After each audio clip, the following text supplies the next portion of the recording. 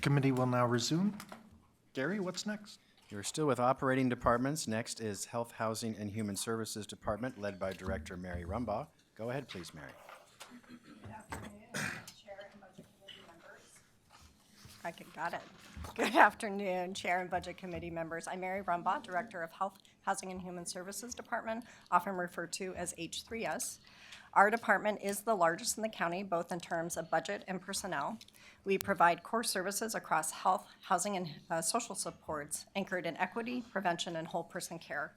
Many of our services are offered to county residents regardless of their income or insurance status, and many of these are considered a critical part of our safety net for the most vulnerable in our community.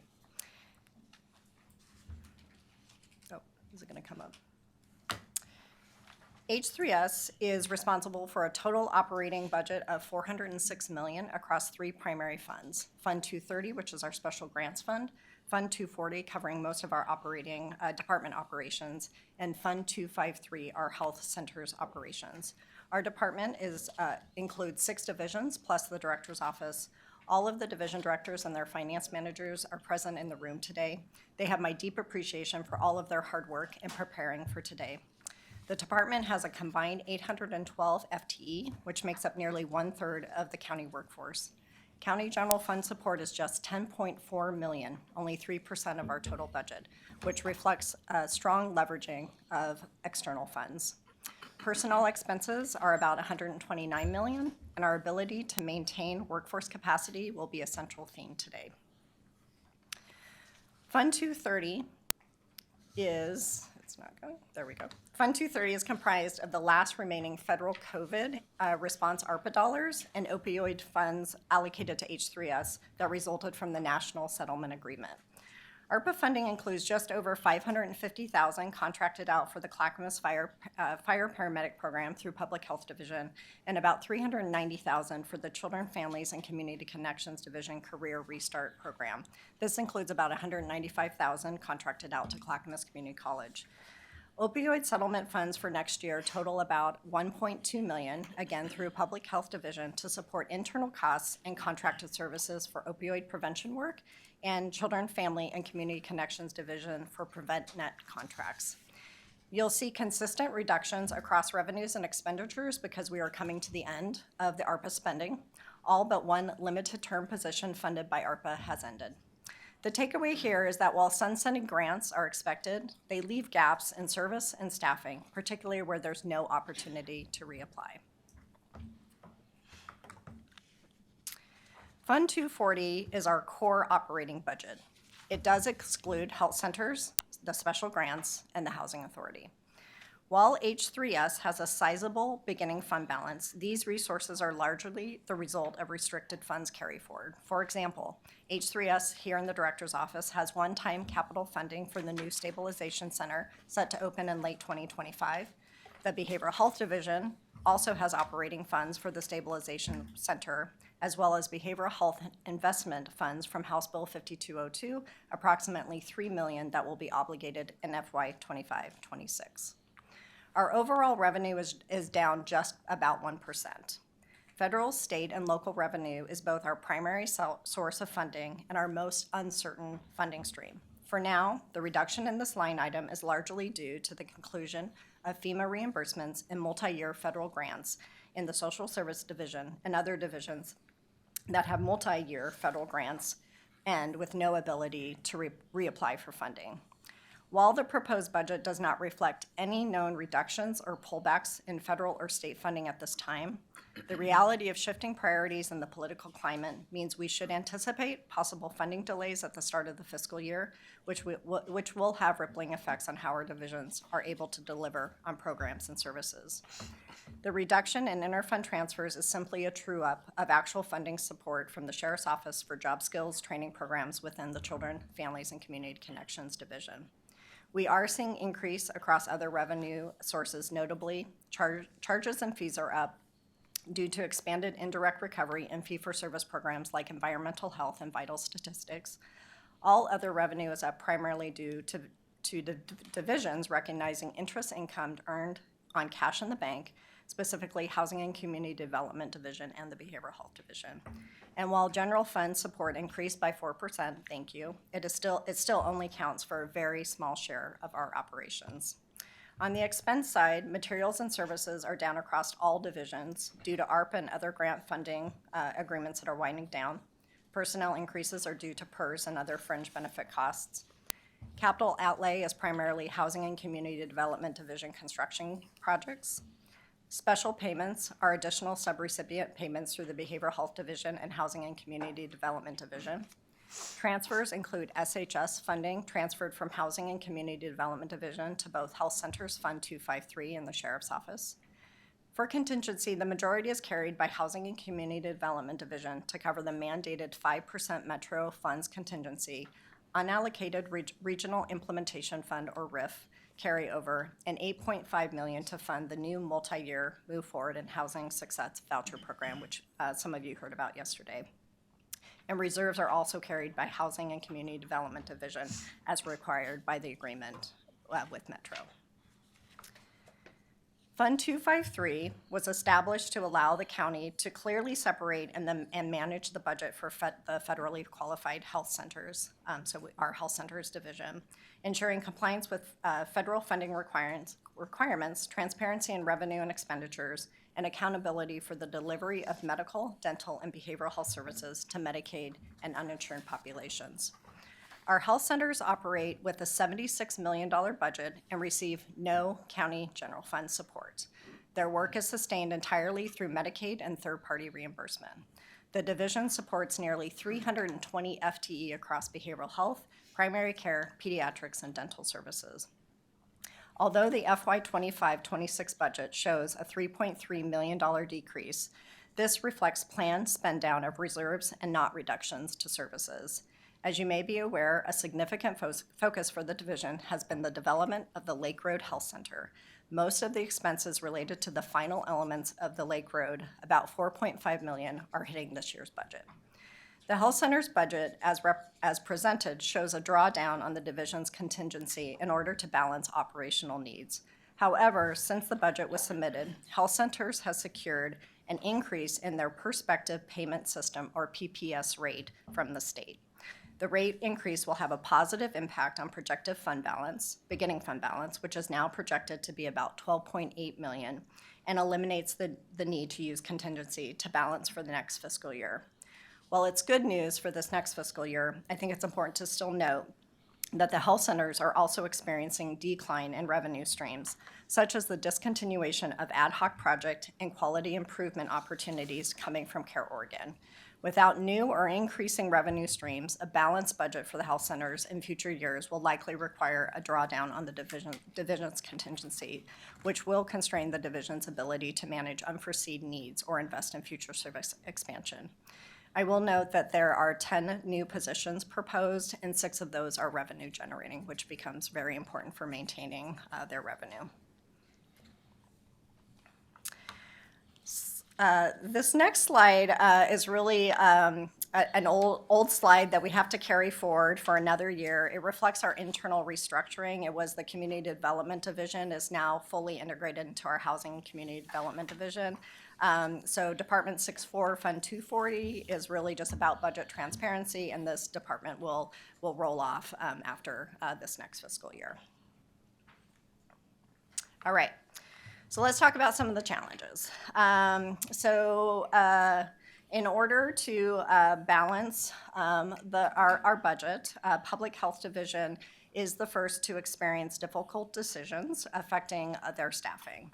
So the reductions, due to reductions in flexible revenue resources across federal, state, and local funding streams, while also having to account for increased costs specific to disease response, it has put pressure on our operating resources. So public health will be reducing staffing by 4 FTE. While painful, these reductions reflect strategic prioritizations focused on mandated service and frontline programs. 1 vacant FTE was already a planned elimination due to the ending of COVID-19 funding. There were 3 positions identified as a priority request through the ad package process for additional county general fund. This request was not approved, and those 3 FTE reductions are reflected in our budget. Ultimately, the impact of this difficult decision is layoffs to 2 employees and the elimination of 2 vacant positions. We are also operating in a landscape of uncertainty, and you've already heard that from many of my colleagues. Federal grants are becoming more competitive, and several state funding streams remain flat or declining in real terms. This makes long-term planning difficult and forces divisions to adapt quickly while striving to maintain continuity of services. Health centers, behavioral health, public health, and social service divisions are especially vulnerable to changes in state Medicaid reimbursements and the end of temporary COVID-era funding. And of course, there is the issue that Metro Supportive Housing Services funding continues to decline, and further reductions are possible given discussions regarding a ballot measure on this topic expected in FY 25-26. Workforce shortages remain a serious concern, especially in clinical and behavioral health roles. At the same time, personnel costs continue to rise due to PERS contributions and health benefit costs. This dual pressure affects both recruitment and retention, which in turn affects service delivery.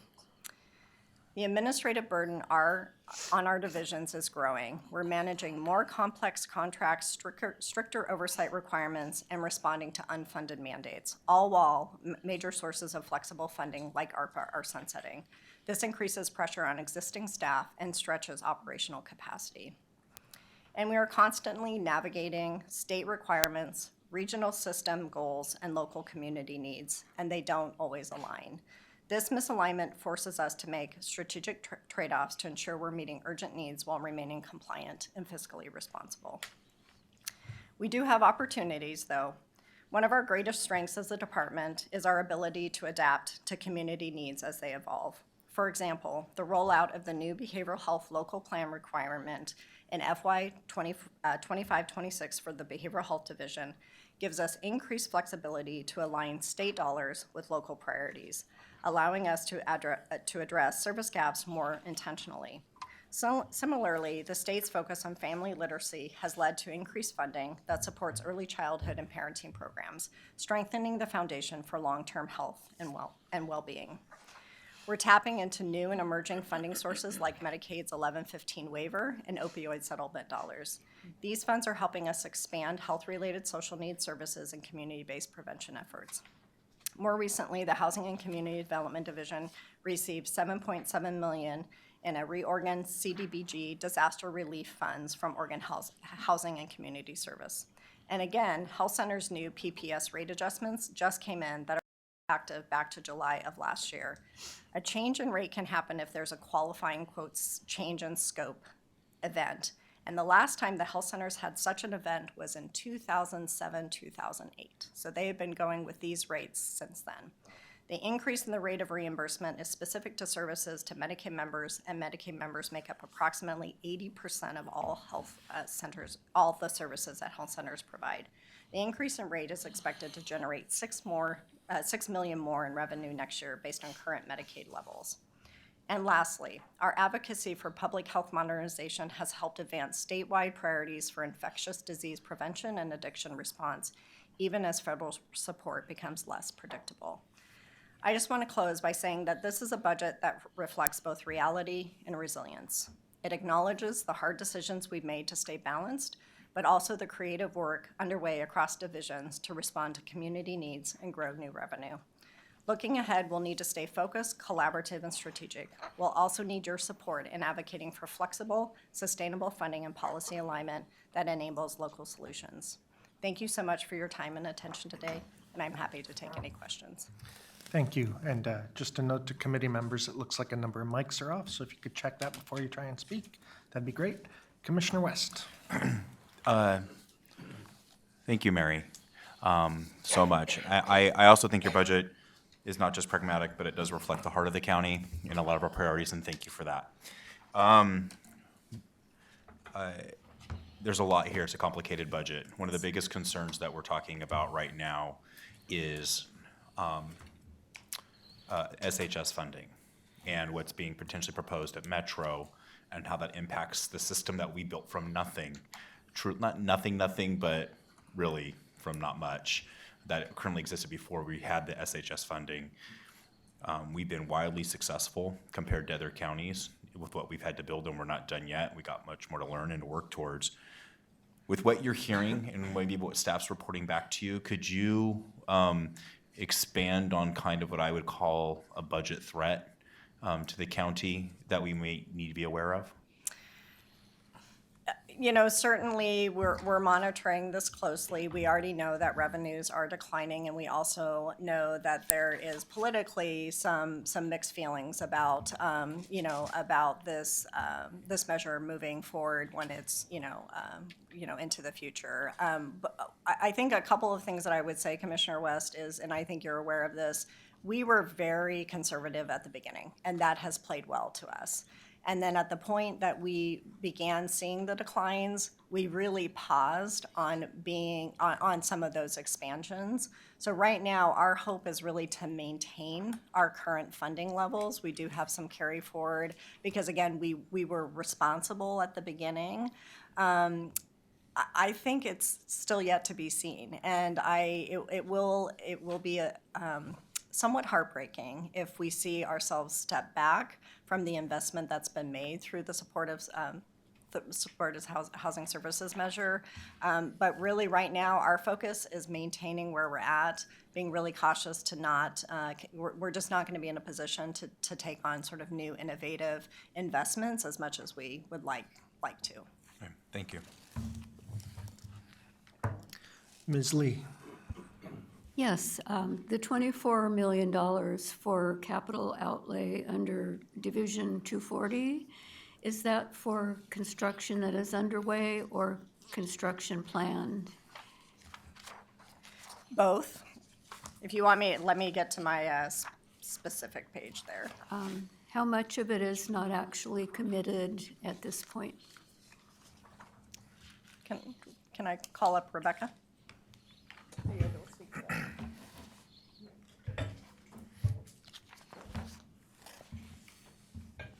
going to state your name.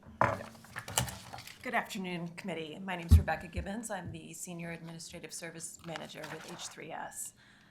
Specifically to the capital outlay in Fund 240 is primarily for the housing and community development budgeting for construction projects this year that are already committed. There's a city-led initiatives of $9.1 million, a Move Forward initiative of $2.3 million, and a Housing for Success project of $6 million. Thank you. Thank you. Yes.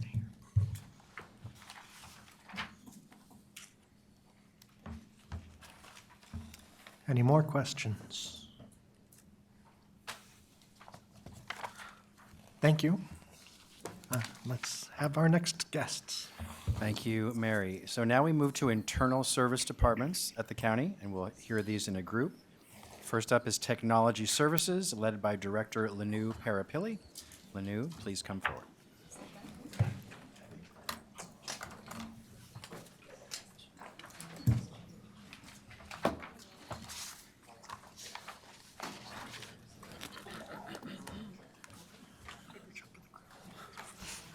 Go ahead, Lanu.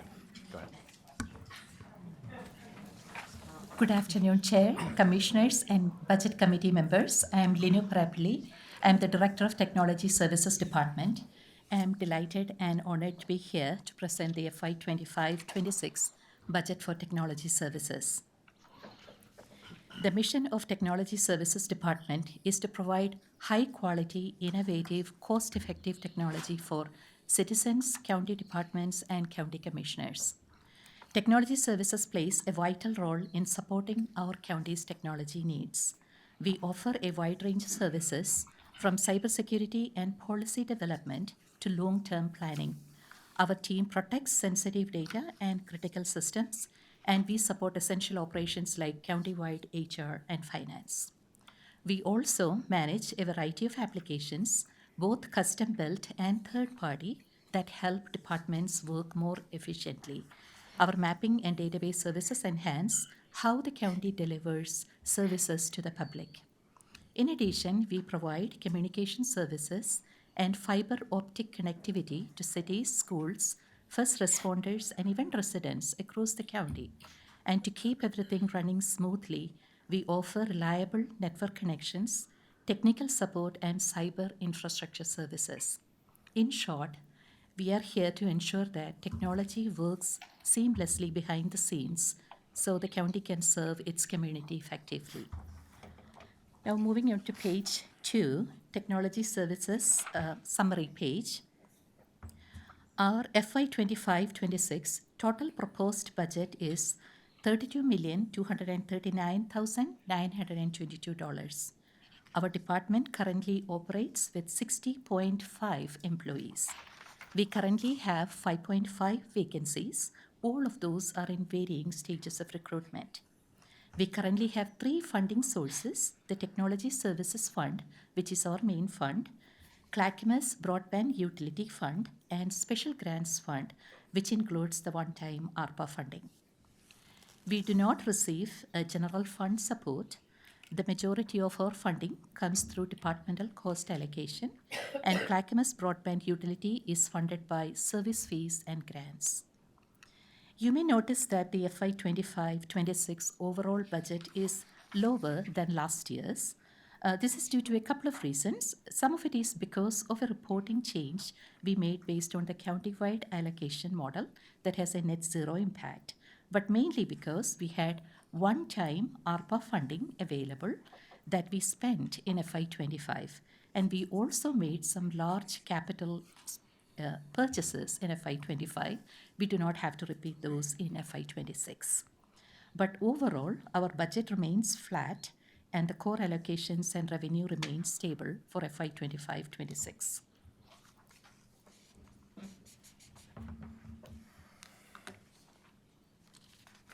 Okay, moving on to page 3, Fund 230, Special Grants Fund, that is the one-time ARPA.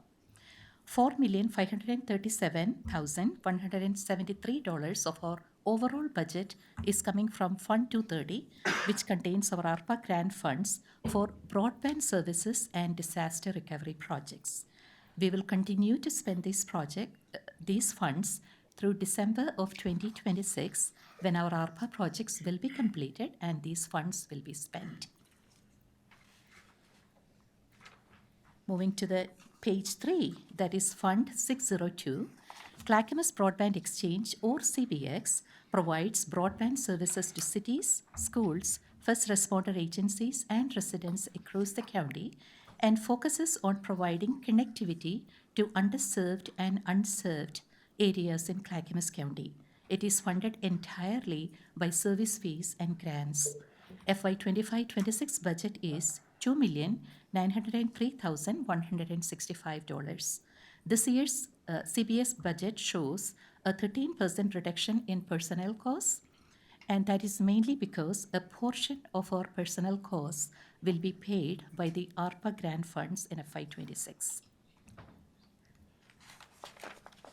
So now moving on to page 5, Fund 747, Technology Services Fund. Fund 747, that's our main fund with a total budget of $24,799,583.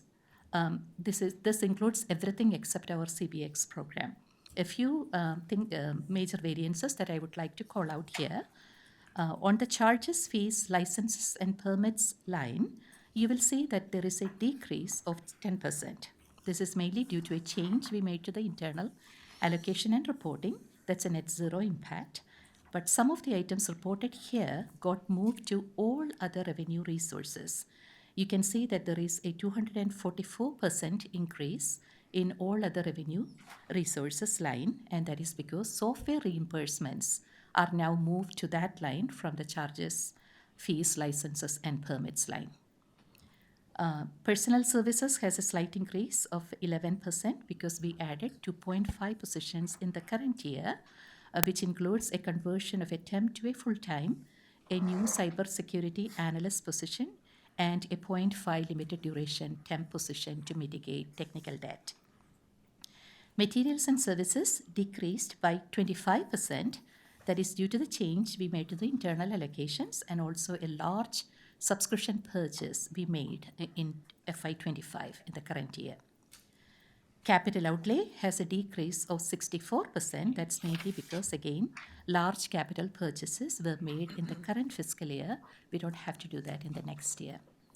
Contingency. You may notice that contingency is 83% increase, and that's because of two reasons. We established formal contingency for our telecom program, and we also added some funds to the contingency for cybersecurity to partially offset any reductions in federally funded cybersecurity services that we currently use. So now moving on to page 6, challenges and opportunities, I would like to highlight a couple of key challenges, cybersecurity being the main one I would like to call out. That's the first one and the last one listed here. Cybersecurity threats are growing more sophisticated, driving up both cyber insurance requirements and incident response costs. Right now, we rely on some federally funded cybersecurity resources. If that funding is reduced or cut, we will need to either pay for equivalent services or risk higher insurance premiums due to greater cyber risk exposure. That's the reason we added to the contingency for cybersecurity to at least partially offset any impact. A couple of other challenges listed here. Tariffs can raise potentially prices for technology hardware countywide, and we are also noticing increasing maintenance and subscription costs year after year. A couple of opportunities we listed here. First, planned cloud migrations can reduce large upfront capital expenditures. Instead, we will have a steady annual expenses. Those are subscription costs. So this makes budgeting and forecasting much more easier and predictable and stable. Secondly, there are always opportunities with automation and process improvement. They could lower labor costs, and they can also cut down on errors and increase productivity. But overall, just to conclude, there are no major changes in the budget for next year. Our budget remains flat, and the core allocations and revenue remain stable for FY 25-26. Thank you so much. I can take some questions. Thank you. Any questions from committee members? Commissioner West. We, we're at risk for cybersecurity attacks. You mentioned that, and we're not immune to those, as we have learned. Unfortunately, attempted efforts to attack the county and get money from the county, and these different things can be quite expensive and can balloon out of control. They try to hold the county hostage for ransom. All kinds of horrible things can happen through cyber. One deceitful, very well crafted email, you click on the wrong thing, and boom, we're at risk.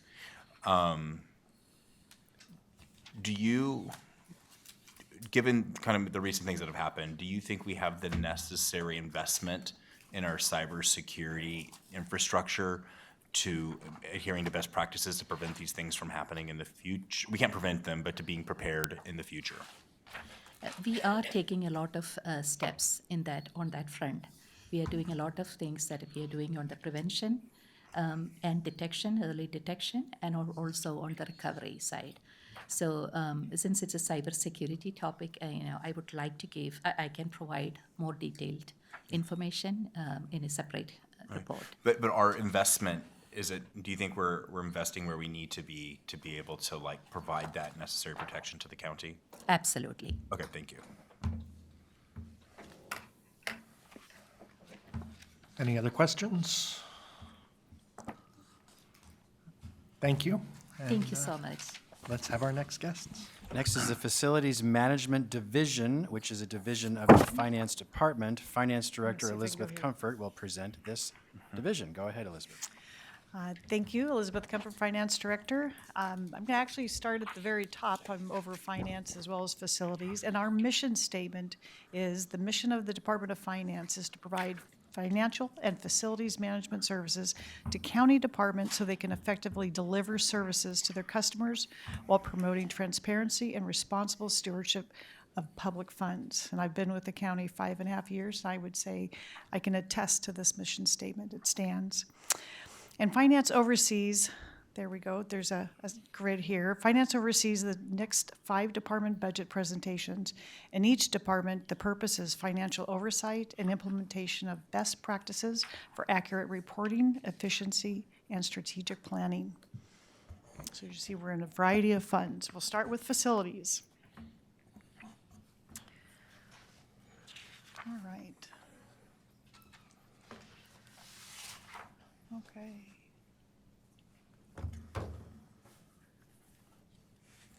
Second slide. Perfect. Oh, there we go. Thank you, Andrew.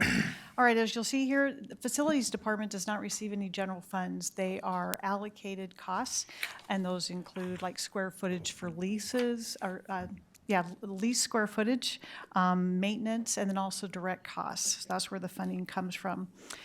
You'll see there is an increase of about $1.4 million from last year's budget. That includes about $600,000 utility increase for the new courthouse, and also personnel costs, and then just regular utility costs and contract increases. The FTEs, you'll see on the right side, they did increase. The number of employees did not increase, but what we've done is we moved temporary staff of our lobby to part-time staff status. So temporary staff does not count as FTEs here in the county. We record them in the personnel costs, but they're not recorded as FTEs. So we've actually moved now our lobby staff from that temporary status to part-time status. So that's the increase in count. And then I'll also add that our vacancy is now at 3 vacancies for the Facilities Department, and those are in active recruitment. On the next page. So as I said, our revenues are cost allocations and direct costs for construction, as well as utility reimbursements, because all the utilities for the county come through the Facilities Department. We maintain all those bills with PGE and Northwest Natural. And then also our mail costs. So we have courier and mail services that's through the Finance or Facilities Department. And so the reimbursement for postage is also reflected in the revenue. The expenditures, you'll see that the personnel services increased by 6%.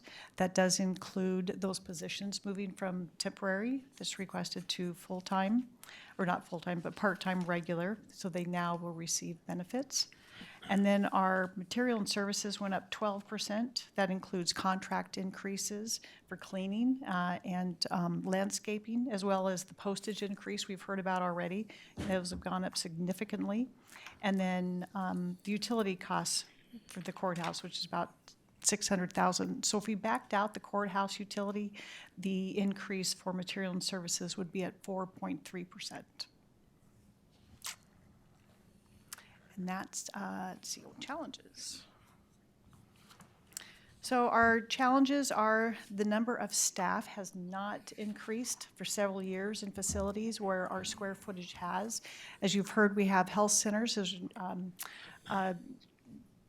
Purchased a new health center on Lake Road, and so we're now caring for that.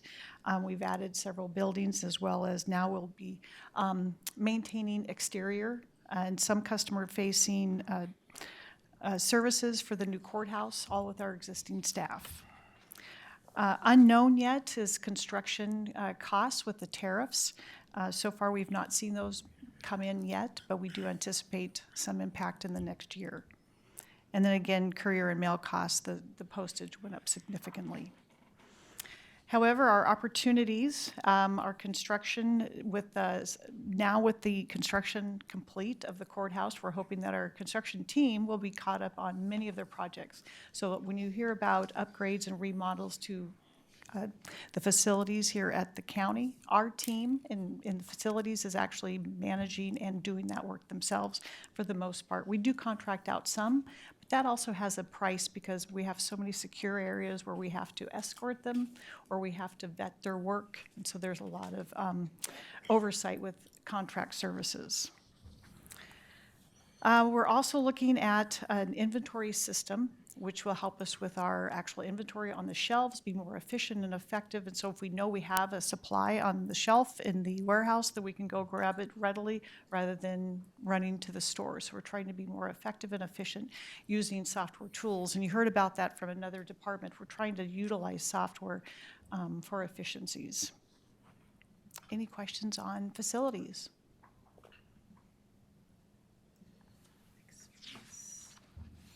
I'm not seeing any. Let's go ahead.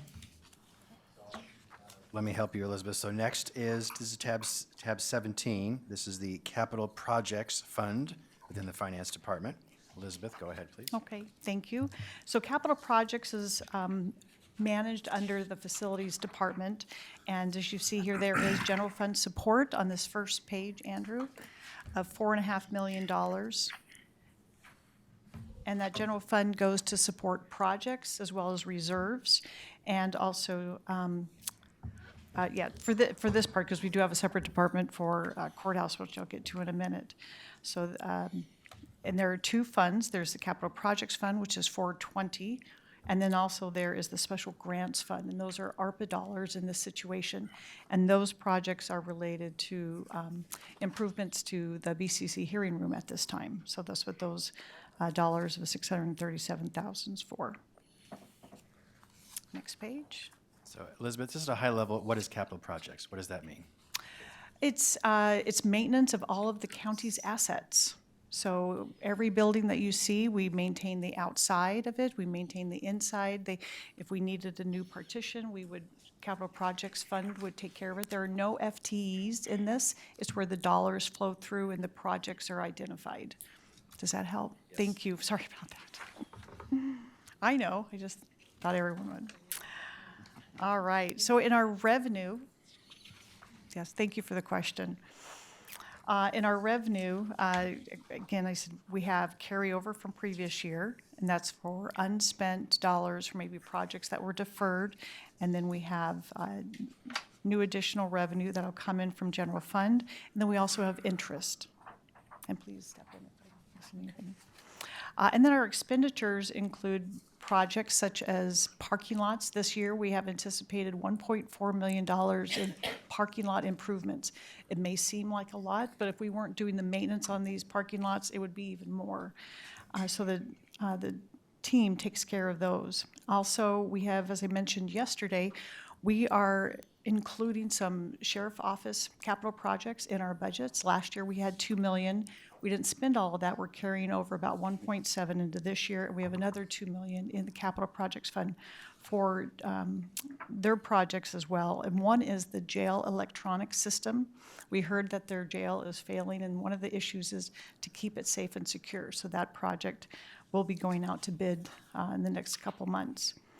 Also, we have a drill. We're going to drill a well and a shed for backup water as part of our safety measures should anything happen to our water supply here at Red Soils, and building reserves. So there's a lot of activity that happens within this fund.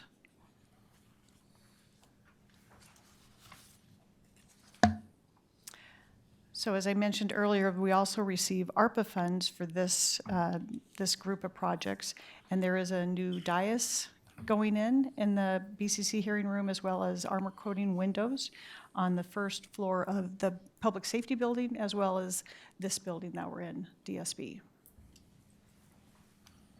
Okay. Any questions on capital projects? All right, we're still powering through. This is now tab 18. The courthouse, for financial purposes, is now considered a, quote, department. Elizabeth, would you please explain this? Yes. So we've created a new department. It does not have any FTEs in it, and this is to track any expenditures related to the courthouse. We wanted to identify them separately outside of our regular capital projects. All the efforts that we did, like the parking lot, the new parking lot we have here, and the loop road that is around the courthouse, those projects leading up to the opening of the courthouse were within the previous fund that I talked about as projects. But now that the courthouse is open, we want to identify and monitor the expenditures for the fixed cost of repaying the capital on an annual basis, which is about $10.8 million. We also want to monitor the operations and maintenance expense that we'd be paying on an annual basis of $4 million, and that is indexed every year with cost of living index. And then utilities, as I mentioned earlier. So right now, we'll have this department reimburse our capital projects about $600,000 or actuals once we get a first year under our belt of what those utility costs will be. So those will all be funneling through this department. So you, as a budget committee and as a board, can understand how much, what we're anticipating and paying for the courthouse on an annual basis. Any questions on this function? Now we're on tab 19. This is the non-departmental account, still within the finance department. Elizabeth, go ahead. Yes, so this is an interesting department. There are no FTEs as well, but this department houses the revenues that come in that are discretionary. So the property taxes that come in and also state funding that comes in, shared funding, it comes into the non-department, and this is where we get to make you get to make the decision on how it is allocated. And so we have the general fund, and that's primarily what that serving is out of the general fund, the $286 million. And then we also have other funds that are under the non-department budget, which is special grants, our debt, and two debt funds as well. And I'll talk about those in a minute. So they are receiving general fund, and here we almost have $5 million dedicated in this coming fiscal year. So as I said on next page 3, yep, thank you. Property taxes is the primary revenue that comes in, as well as we do have interest. So we have dollars that are not utilized, and as they're sitting there waiting to be allocated, they do collect the interest. And state shared, yes. So our expenditures, as you see under the transfers, is primarily distribution of these discretionary property tax and shared revenue of general fund to the departments. And we've been hearing about the general fund revenue received to those departments for services throughout the county. And also there is the diagram of the dollars specifically in Gary's budget message. So it's like a savings account, Elizabeth. All the money comes in and then it's distributed back out. Correct. It's a holding account, you'd say. So it doesn't really provide any services. It's the money comes in and then we distribute it out. Very good. Our next department is 320. Oh, nope. What fund are we on there? No, we're still going through the fund. We have a county debt service fund, and we collect the money to pay two debts that I talked about yesterday, and those are collected through leases or rents to different departments that are in the PSB and the DSB. So those are charges to those departments through rent and also general fund, and then those dollars are collected to one expense, which is to pay those two debts. So those debts are expiring in 2 years and then in 3 years, and those will roll off. And then the final debt service fund is 321, and this is a GO bond. So this is our general obligation bond that the county took out in 2016. That was for the upgrade for the communication system for CCOM.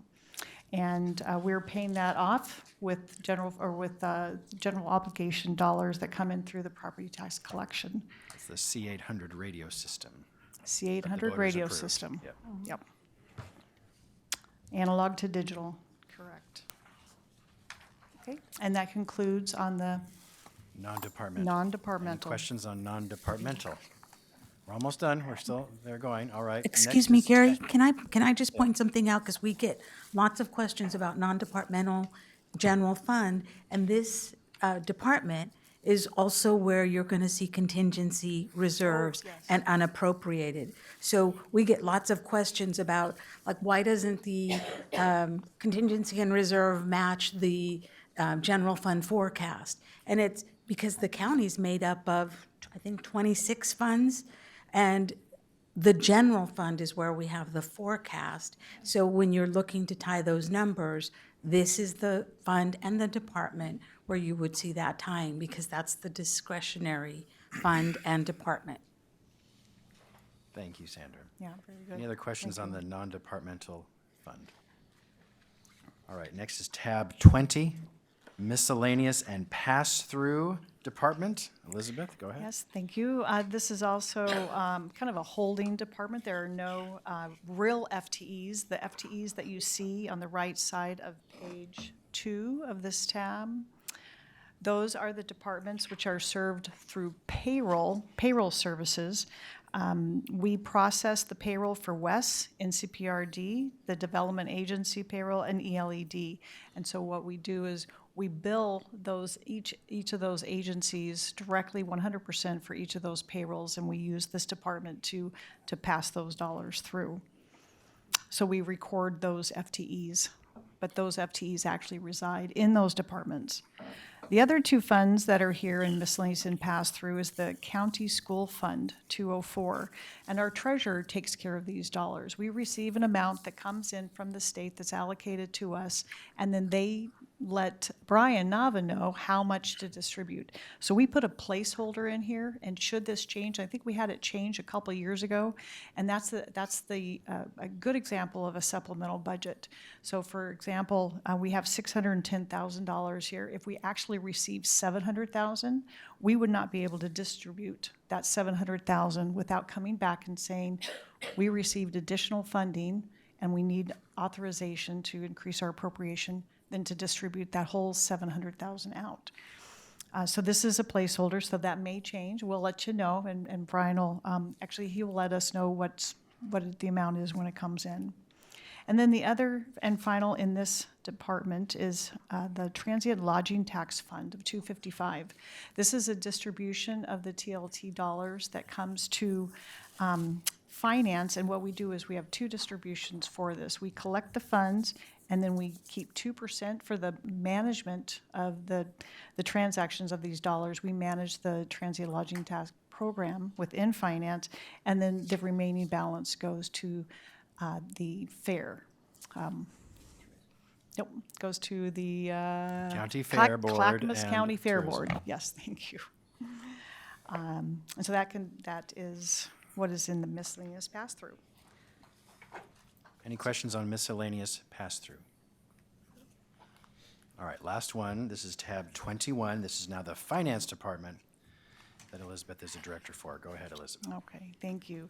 And the Finance Department, we are a centralized service, and we have 8 divisions within the Finance Department. We have payroll, general ledger, procurement, budget, grants, accounts payable, accounts receivable, financial system support, and the finance executive team, which I'm a member of. The department houses 44 positions and has a budget of $8.2 million. 66% of that budget costs from cost allocations, and we have procurement card rebates and other miscellaneous revenue. And then 34% comes from general fund support. So I wanted to point out we've had discussions about cost allocations the departments are paying. And then we did do a full cost allocation exercise 3 years ago. However, we, as a county, only charge the operating departments roughly 40 to 50% of the cost of the services, and then general fund picks up the remaining balance. So our revenue consists of general fund and the cost allocations. We have the 44 FTEs, and let's go to the next slide.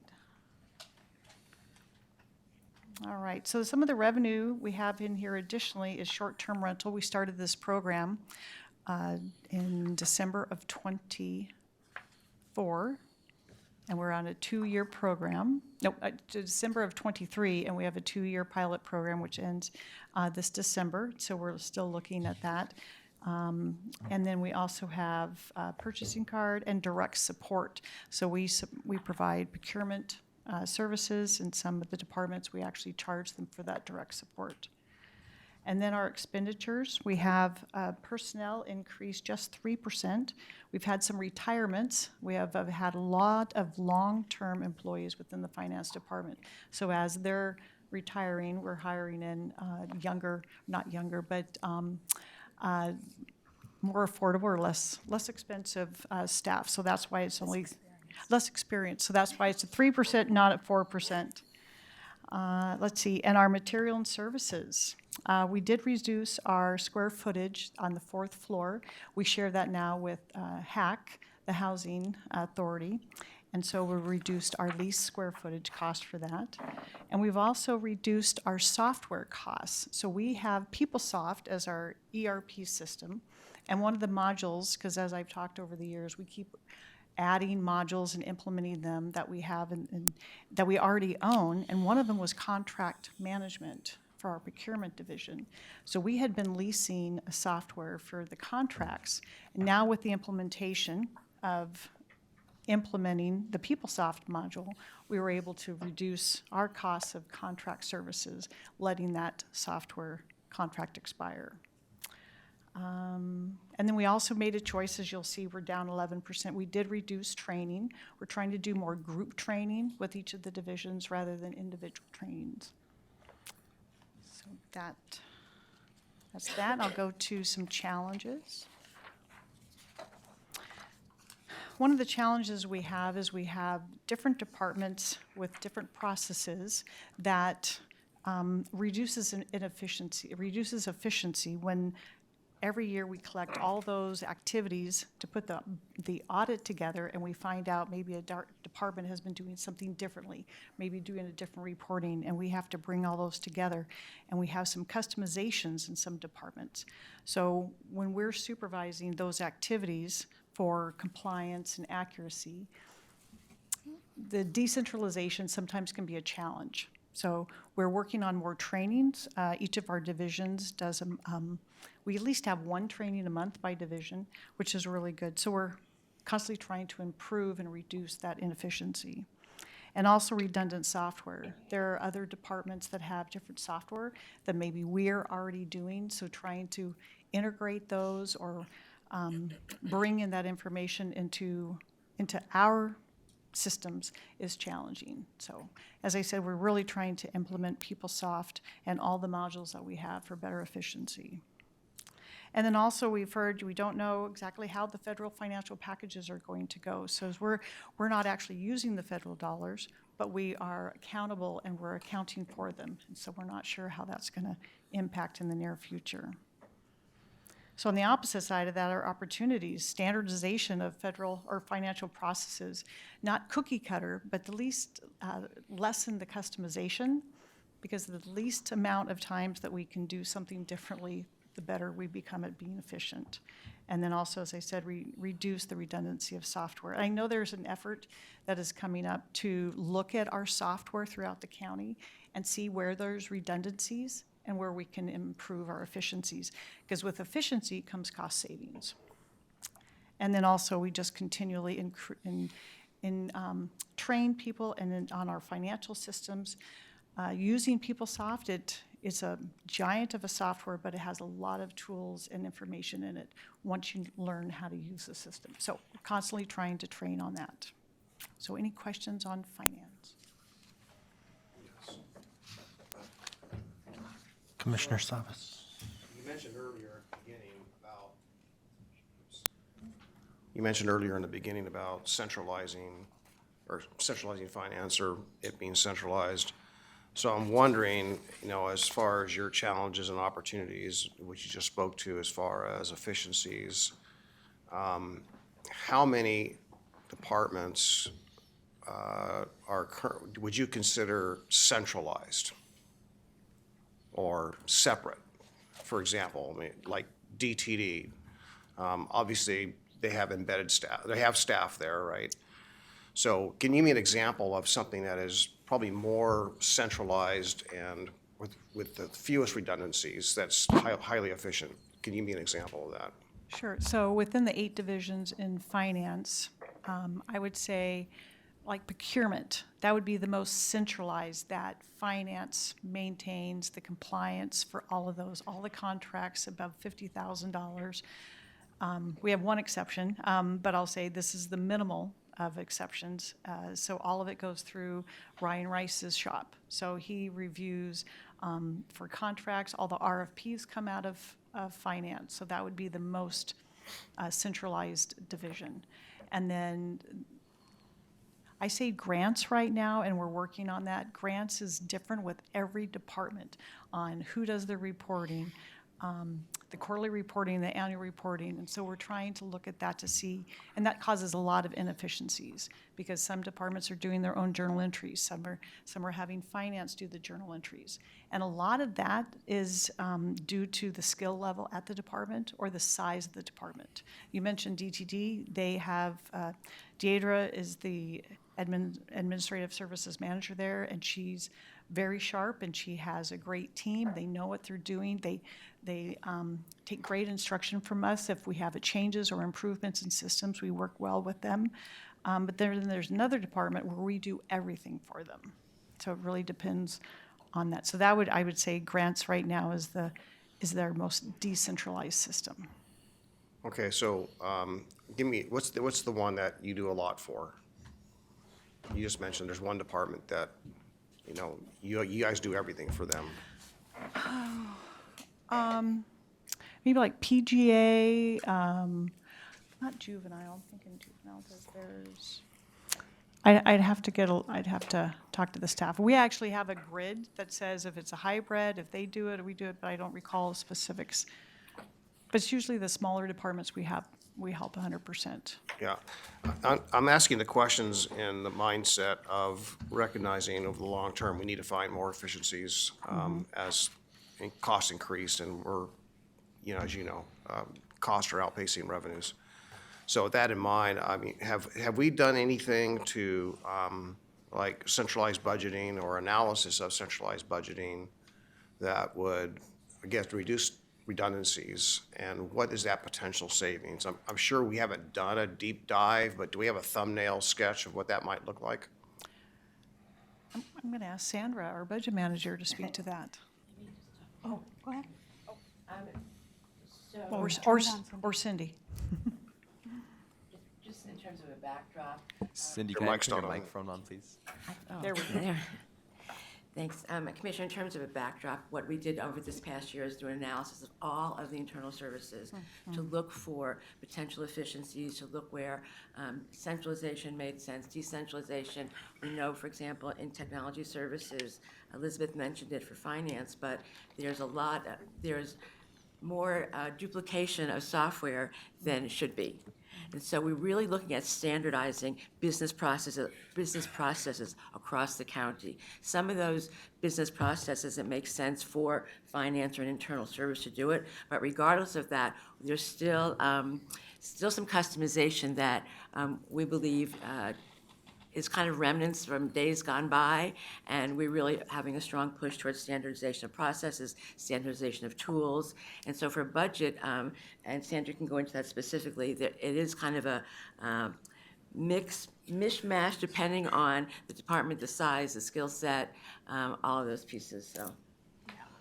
Okay. Well, and I would totally agree. I think the department complexity has quite a bit to do with it, because while we can do projections, I'm saying the budget team, while we can analyze numbers and trend things, we don't have like the boots on the ground to understand the daily needs of every department. So there's some, I guess, partnership that would be necessary in order to centralize the budgeting process. I think that already we do quite a bit of that for some of the departments. I mean, you'll see CCSO is probably a prime example. They have been challenging, and because of the challenges that we've had over the last 3 years, I would say that they're working with them and for them. It takes 3 or 4 months out of the budget process, and it's it is weekly. We're meeting with them weekly, we're reviewing weekly. We've got hundreds of spreadsheets for CCSO just to understand their data. So that would be an intense process, and we would definitely need a partnership. So have we analyzed it in the past? No, we have not. We already partner with lots of departments to assist them. We do regular trainings for how to do, I think I mentioned earlier, we sat down with an analyst this year to teach them how to annualize their payrolls. Those are the kinds of things that we do. You know, I'm just again concerned that, you know, use the word mishmash of systems that we have and duplication of software, or, you know, I won't say competing software, but, you know, I think it'd be irresponsible not to take really a hard look or make steps towards trying to get more efficiencies out of how we operate finances, and be able to have anywhere in the county the ability for anyone to look in and see what or where any budget line is in any department, period. We're in the 21st century, I think. So I don't know how do we do that? I mean, do we bring in a consultant? I mean, how do we bring ourselves farther up to speed? But spending 3 or 4 months as an example of staff from CCSO and your staff, that's a lot of wasted public resources. So I'll answer this. So I've already done this, commissioners, internally with Cindy Becker and Nancy Bush leading an internal effort. I'll present this tomorrow with you as part of the motions you made last year as a budget committee, because you asked me to look into this. So I'm happy to report back to you tomorrow on my findings. Okay. Thank you. If I could say one thing really quickly, and any member of the public can go onto our website and look at the budget. They have access to OpenGov. So, and there's little instructions on how to use it. So I do think we are being very transparent, because they can go into any department and look at any budget today Yeah, and I Of want what's posted. of what's in. That's right. The data's only as good as what's in there, right? yeah, I just want to call that out as a Yes. distinction. Valid point. Yeah, Commissioner, I just wanted to share that we do have fabulous reports. We have access to all the data for trending, for all the revenues, expenditures, and the liability accounts and assets. So we have the data. Yeah, to me, it's hard to fathom if you don't have your own system posted and up to date. How do you know you're flying blind in the meantime, essentially, in my opinion, my experience, frankly, of this, you have everything somewhere posted so you can see it. And that should be as well public in the, you know, in the government sense, that should also be public, and it should also be accessible to your department. All right, thank you. Any other questions, comments? All right, let's have our next. Thank you. So you are now 90 minutes ahead of schedule. Congratulations. Would you like to take a short break, or do you want to power through and finish the last 7 presentations? Let's do a 15-minute break. So we'll recess for 15 minutes. Reward is for.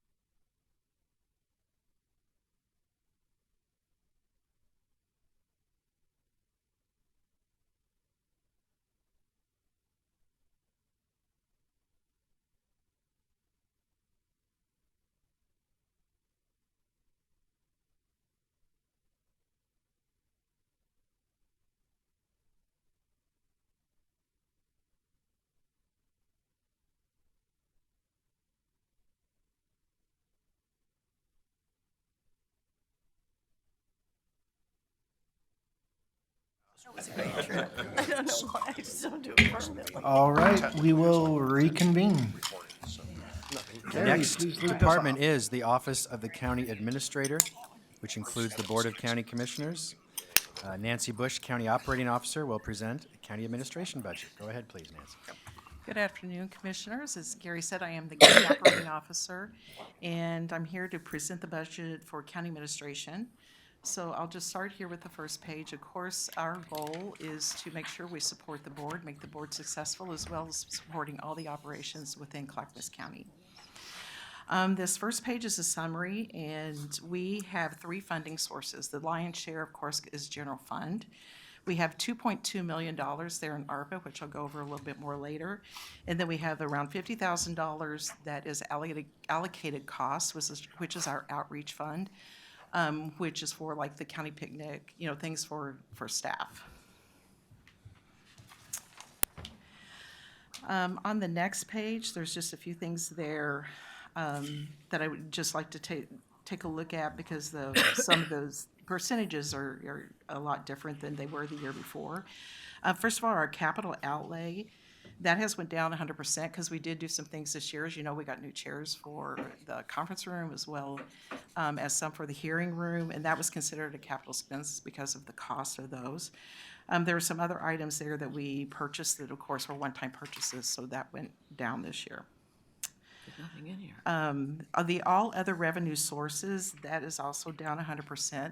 That is due to, you'll see some other pages in here where we have to close down the equity office. We were collecting funds for the equity office to do the equity report that we did with the cities, and so that should go away too over the next year. It's gone. The next page is the Special Grants Fund, which is our ARPA dollars. There were several programs that ran through county administration for ARPA. We kept them there. And you've heard that from other departments because other departments also have these dollars. We now have $2.2 million left. That is continuing to support the C-800 project, which should close out this year as well. We have Habitat for Humanity, which is about $800,000, and that should close out this year as well, in this next fiscal year. And the Wichita, which is the roof, for about $1 million, which also we hope to close out this year. All of the ARPA dollars have to be spent by the end of 2026, so you'll still see ARPA dollars coming up in the next couple of budget years.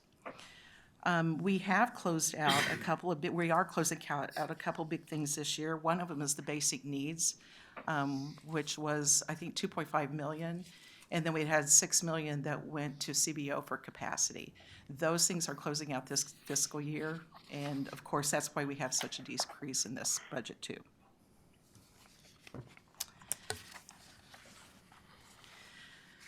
The looking ahead for challenges, you've heard this several times in the last couple of days, but there's unknown regarding state and federal funding. And of course, as operating the county, it's going to be challenging to see how things trickle down from the federal government as well as the state government. And as we lose federal funding, state funding, and how do we continue to operate programs? We have various initiatives of funding revoked with little or no warning. And again, a lot of this comes from what's happening at the state and federal level. I think all of us has probably had someone call and say, this has just ended. I have this, don't have any funding. Do you have anything that you might be able to work with or you can help us with? We're going to continue to see that too as we move forward. For opportunities, the Board of County Commissioners is currently working on a new strategic plan and working toward publishing that strategic plan. And as we move forward, that will be helping us guide us into the future. In general, we do have a status quo budget. We're not adding any staff. We are consistent with our staff as well as with most of our funding and most of our programs. And that is all I have for you today. Commissioner Savas. Yeah, so Nancy, under your challenges, the second bullet, various initiatives, so why is that under, or give me an example of why or how functionally that would be under county administration? I think it's because the operational piece Because as those things are happening in our departments, we and you, as the county commissioners, because we support you, those are just challenges that we see we're going to have to be working with in the future. Okay, so even though it might be under H3S or the Exactly. Housing Authority or Yes. DTD, Because you as the board and us as your supporter, okay. yeah. And the other one I want to just speak to briefly, and maybe Gary, you might want to jump in, is that, we're just about done for today. Right, we're at the tail end, we've gone through all these tabs, and, we really didn't have time to go over all the metrics and the measurements that a strategic plan would call out that we would actually utilize, right? And this has been one of my past gripes. Gary's heard this before. We have the street, so how much money do we put into a plan and develop all the measurements? And yet, when a packet comes to us, a work session packet, a department that might have 15 applicable metrics, the only ones that are included in the packet are the ones we're meeting, which might be 2 or 3 or 4, and the other ones are unspoken, right? So what I'm truly trying to say is we're not utilizing that, and what assurances do we have that the metrics and all the work we're doing on a strategic plan is actually going to be a working product that we all can utilize? Do you want to? Thank you, Commissioner. Each department currently has a strategic plan we call Performance Clackamas. I will say that some take this very seriously and others do not. And frankly, it's sort of dormant across departments pending the Board of Commissioners being committed to your strategic plan, which has not been the case in recent boards. I know that's changing now, and the board will have a retreat here in June. So when you have your plan created, then that will be a way to refresh all department plans to align with your board plan, and then I plan to reinvigorate this metric measurement across all departments. But it's stagnant right now, I'll admit that. Okay. I will bring it up at our retreat. Thank you. Any other questions? All right, thank you. Thank you, Nancy. The County Administration Office has 3 divisions, which will present those budgets separately, although they are part of the County Administration umbrella. Next is the Office of Tourism, branded as the Mount Hood Territory. The Director of the Office of Tourism is Lizzie Keenan, and she will present the tourism budget. Go ahead, please, Lizzie. Hi, afternoon. Thank you, everybody. So yes, I think I've not met many of you yet. I am new to this role. My name is Lizzie Keenan, the Director for Oregon's Mountain Territory, which is your Office of Tourism. So the fund that I am presenting on is Fund 255. It is entirely funded through the transient lodging tax, so there's no general fund used in our budget. What's presented has also been approved by the Tourism Development Council, who oversee the tourism work. So if you're not familiar, there is a separate board that oversees the tourism work and our funds. So on this first slide, what you'll see is our fiscal year 25-26 budget is set to $15.4 million. That includes 9.7 FTE. We currently have 1 vacancy, as when our previous director left, then I internally took her role, and then somebody internally took my role, so we still have to keep backfilling and bring in some fresh folks this coming year. So if you go to, I guess this is mine. There we go. So on this slide, you can see how that budget breaks down. So the first thing is we carry a $5 million reserve in our budget. So this was a recommendation from county administration and finance a couple of years ago because of what happened during COVID for us. We were working kind of as income was coming in and lost income very drastically. And so now we carry about 1 year's worth of revenue as reserve in our budget in case something like COVID or even a big natural disaster that would really impact the tourism in our county drastically. We can cover a full year's worth to keep things moving and bring it back. Our annual tax revenue for this new year is set at $5.55 million. So it's just a small increase over the previous year. We also get just over $500,000 in state lodging tax funds, and that's actually 2 different regional programs that we get funding from Travel Oregon to run regional programs outside of Clackamas County Tourism, but they're connected to Clackamas County.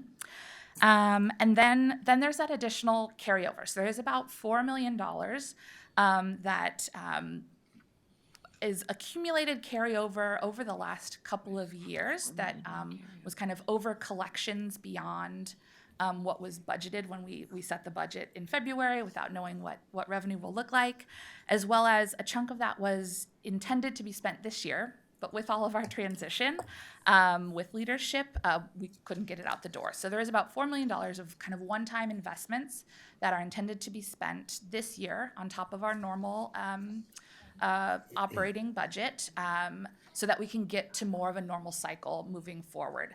And if I go to, well, I can talk through it a little bit here. So we want to get those back out into community as quick as possible.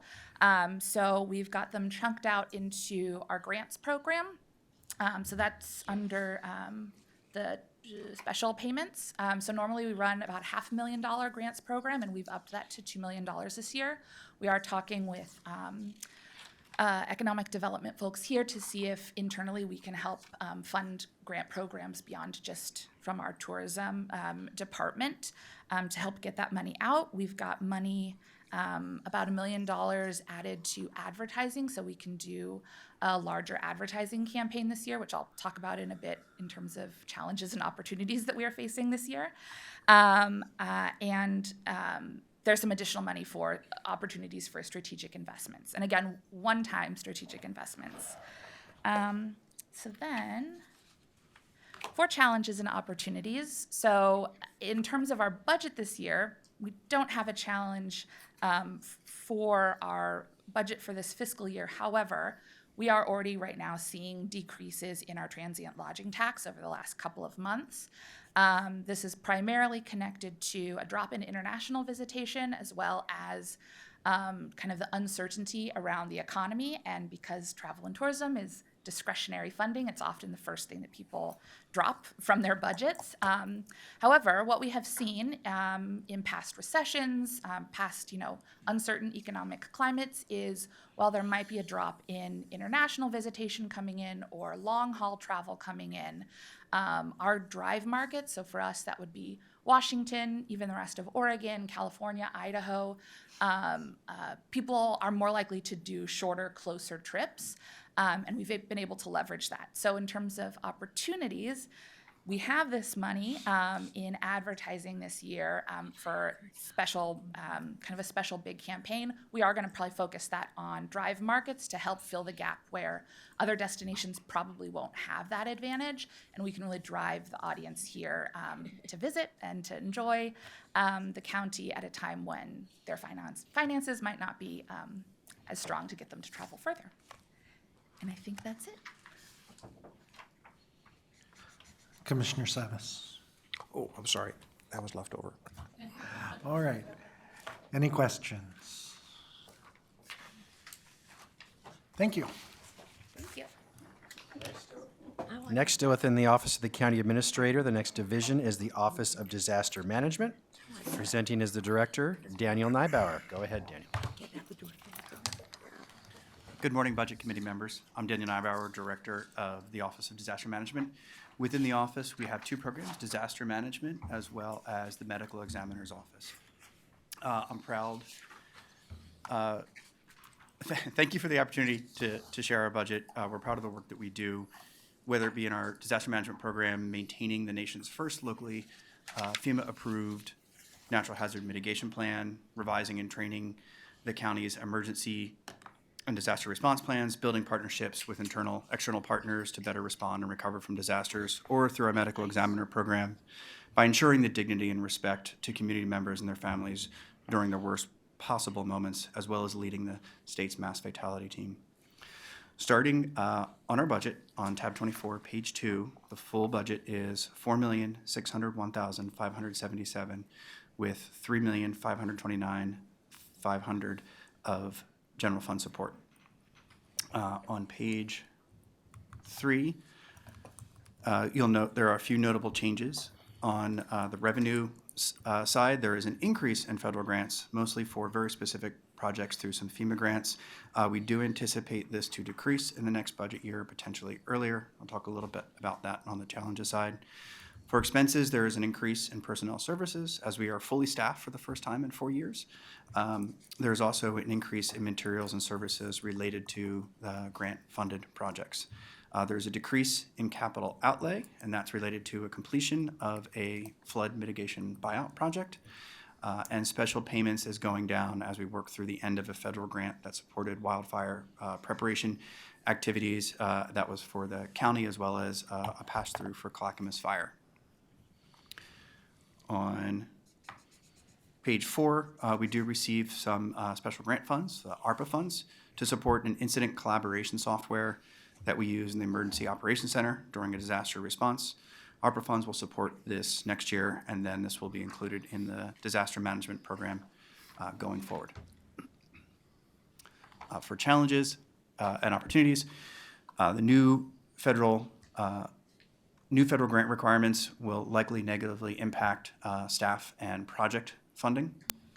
In addition, the medical examiner's office will need to move out of their current facility. They share space with the state medical examiner, but the state medical examiner office is growing, and there will no longer be space for Clackamas County there. So we will need to find a new facility for the medical examiner's office.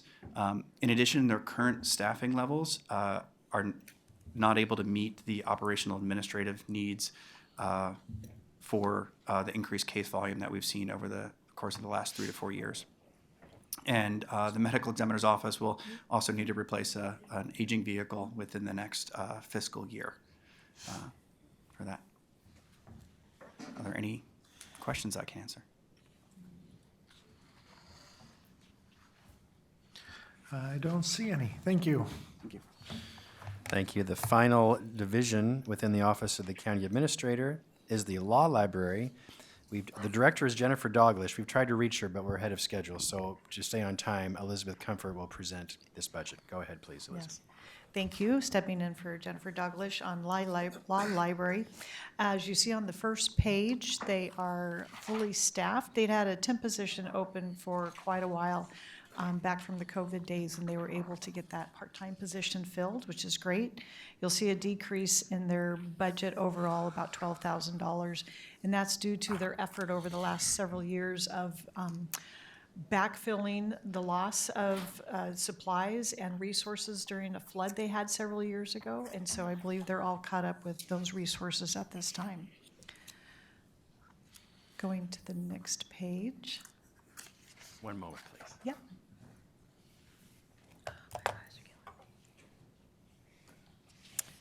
And we'll go to page 2 or 3, excuse me.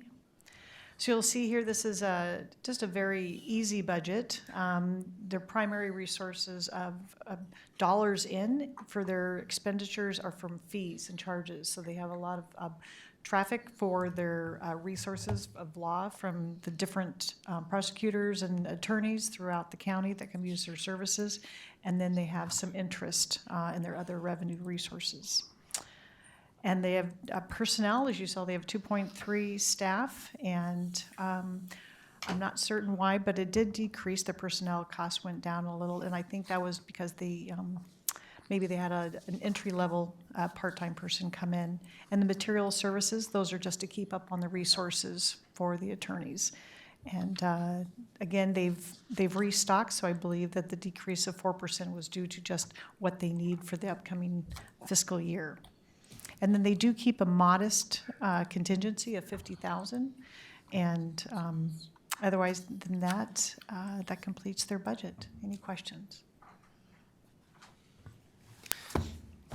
So if I may, as I know you know, Budget Committee members, this is a requirement by the state of Oregon, Oregon law. Each county shall operate a law library. It's an unfunded mandate, so the state doesn't give us money, but we're required to operate. In this case, our law library operates through fees and fines, through those that use the library. They have not really drawn general fund. A few years I've given a subsidy because of the allocated cost increases, but otherwise they do not draw general fund. They're self-sufficient. But as, I'm sorry, on the slide here, the challenges, there are some legislative bills in Salem right now to give more funding, finally, for law libraries throughout Oregon to counties. But if that fails, it's possible I may come back to you asking for a small portion of general funds to support this function, which again, it's a requirement that we support. But right now, things are on track with the budget that they have, pending action in the state legislature. Thank And I know Jennifer had also mentioned they were very excited to move into the new courthouse to have more space. So we'll look forward to a report from her later. Any other questions? Thank you. All right, thank you. That was the Office of the County Administrator. Next is the Office of County Counsel. Presenting is the leader of that office, County Counsel Jane Veto. Come on up, please, Jane. Go ahead. Good afternoon, Chair Cernak and members of the Budget Committee. I appreciate your time today. I'm Jane Veto, Clackamas County Counsel, and I will be presenting the Office of County Counsel's 25-26 proposed budget. As shown on slide 2, our office proposed budget for the upcoming fiscal year is $3,783,420. 56% of our budget is funded by general fund. The remainder is funded through allocated costs to the departments and the risk fund via our litigation cases. Turning to slide 3, our proposed budget includes a 3% increase over last year. That increase is due to increased personnel costs, including COLAs and merit increases. We have 14 budgeted FTE positions consisting of 11 attorneys and 3 support staff. We do have 1 vacancy, an attorney position, which we are currently recruiting for. Collectively, our office advises and represents the county, its departments, and special districts. We are in-house counsel, but if needed, we do retain outside counsel. So slide 4 addresses our challenges and opportunities. Before we look at that slide, however, I would like to just briefly highlight some of the work our office has done in the last year. Our advice and transactional work is as broad and as varied as the departments we support. Changes in state and federal law, along with the expansion of county services, have required more legal review from our office. This fiscal year, our attorneys drafted board orders, reviewed policies and procedures, worked on county code revisions, assisted departments in responding to numerous complex public records requests, gave trainings on Title II and Title VII compliance, HR policies, public records, and legal updates, and worked closely with the Department of Justice and the Oregon Judicial Department to finalize very complex and multi-layered contracts needed to open the new courthouse. We also helped resolve the successor contract with the county's largest labor union. Additionally, our office reviews all procurement contracts, and to date for this fiscal year, we have reviewed 1,982 contracts, in addition to numerous intergovernmental agreements, grants, and subrecipient agreements. Turning to litigation, tort claims are statutorily required notices of claims intended to be brought against the county. In this fiscal year, our office has received and reviewed 38 tort claim notices. With respect to filed cases, this past year, we have represented the county in state circuit court, federal district court, tax court, the Land Use Board of Appeals, the Bureau of Labor and Industries, the Employment Relations Board, the Oregon Court of Appeals, and the Ninth Circuit Court of Appeals. We've appeared in these courts on civil rights cases, personal injury cases, code enforcement matters, land use cases, dog hearings, gun restoration cases, unfair labor practice hearings, labor grievance arbitrations, and tax condemnation and foreclosure cases.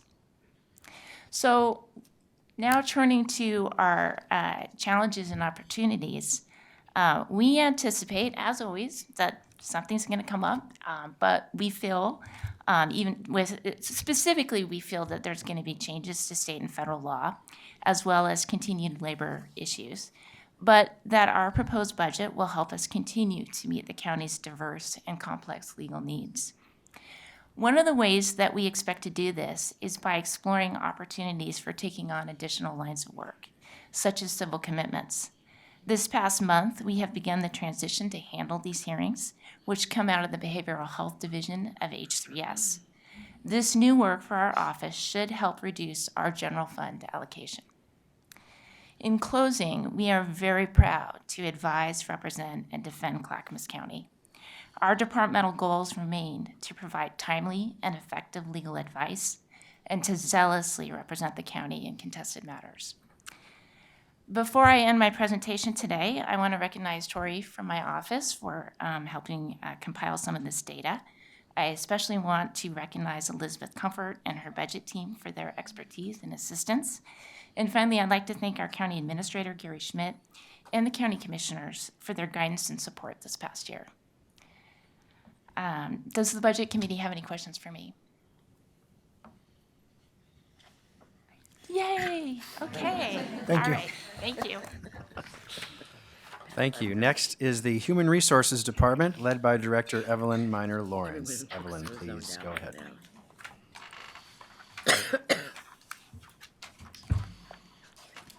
Good afternoon, Chair and Budget Committee. I'm Evelyn Minor Lawrence, the HR Director, and I have with me Heather Pedersen, who is the HR Deputy Director. HR, as you all know, is a comprehensive department.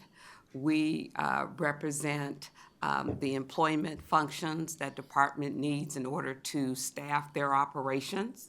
We are funded through three funding sources. Fund 100, which is the general fund. Our Fund 760, that's the fund where our benefits is, and then our risk fund. And Heather will be addressing Fund 760 and 761.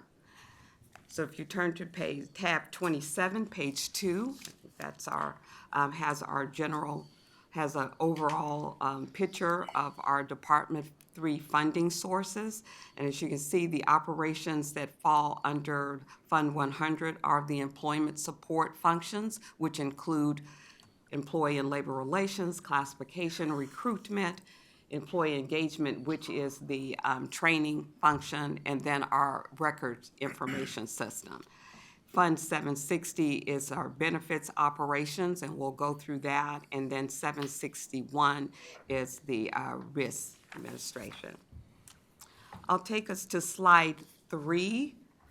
That's tab 27, page 3. You can see that in looking at our budget, we did have some increases in our personnel services from last year, as well as material and services. So I want to explain a little bit about what those increases entail. Our recruitment function, we've had an increased demand from departments for recruitment services. In the last couple of years, the last 3 years, we've seen an increase of filling positions in the county, and we have had to rely on 2 other departments to help bail us out to meet that staffing function. And so we have had 2 limited term positions that were funded by other departments other than HR.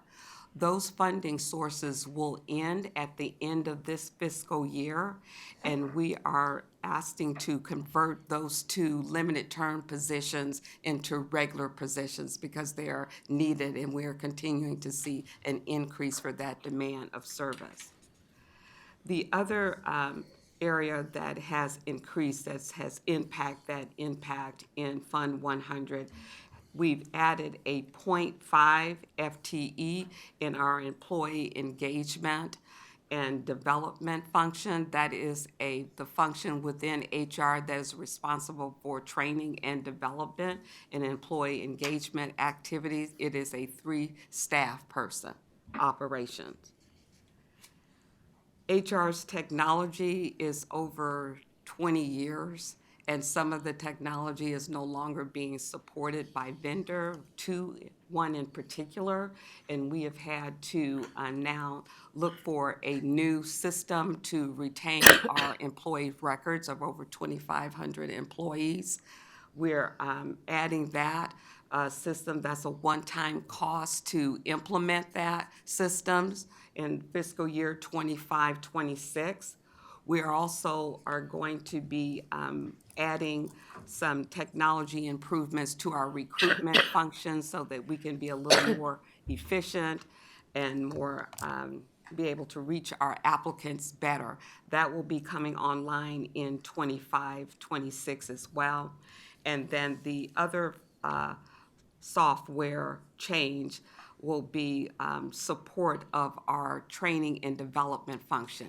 Our training and development function has a software that is responsible for keeping the records of all of the training certifications and training courses that are offered through Clackamas County. That's Fund 100. I'll turn it to slide 4, and we're going to talk about Fund 760, which is the benefits. Great. So yeah, 760 is the self-insurance fund, which is benefits, wellness, and leave administration. It's primarily funded by the benefits administration fees that are charged out to departments, and you will notice in 25-26 that no increases are recommended in the coming year. We're going to keep that flat for fiscal year 25-26. Where you'll see some variances are in the other revenue resources. That is due to essentially increases in benefit premiums. So that's funded by the employee contributions for their benefits as well as the department's contributions for employee benefits. That's where you're going to see an increase there.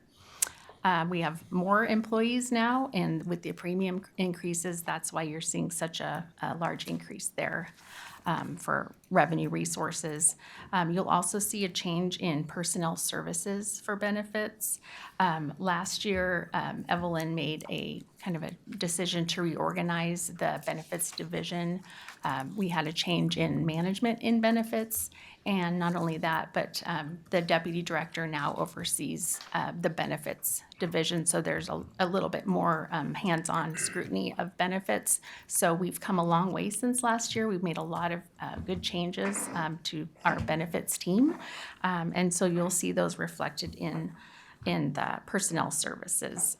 That would be a change in how the deputy director position is allocated for personnel services, as well as we've reclassified a couple positions to better suit the needs of that division. And materials and services, you'll also see an increase there.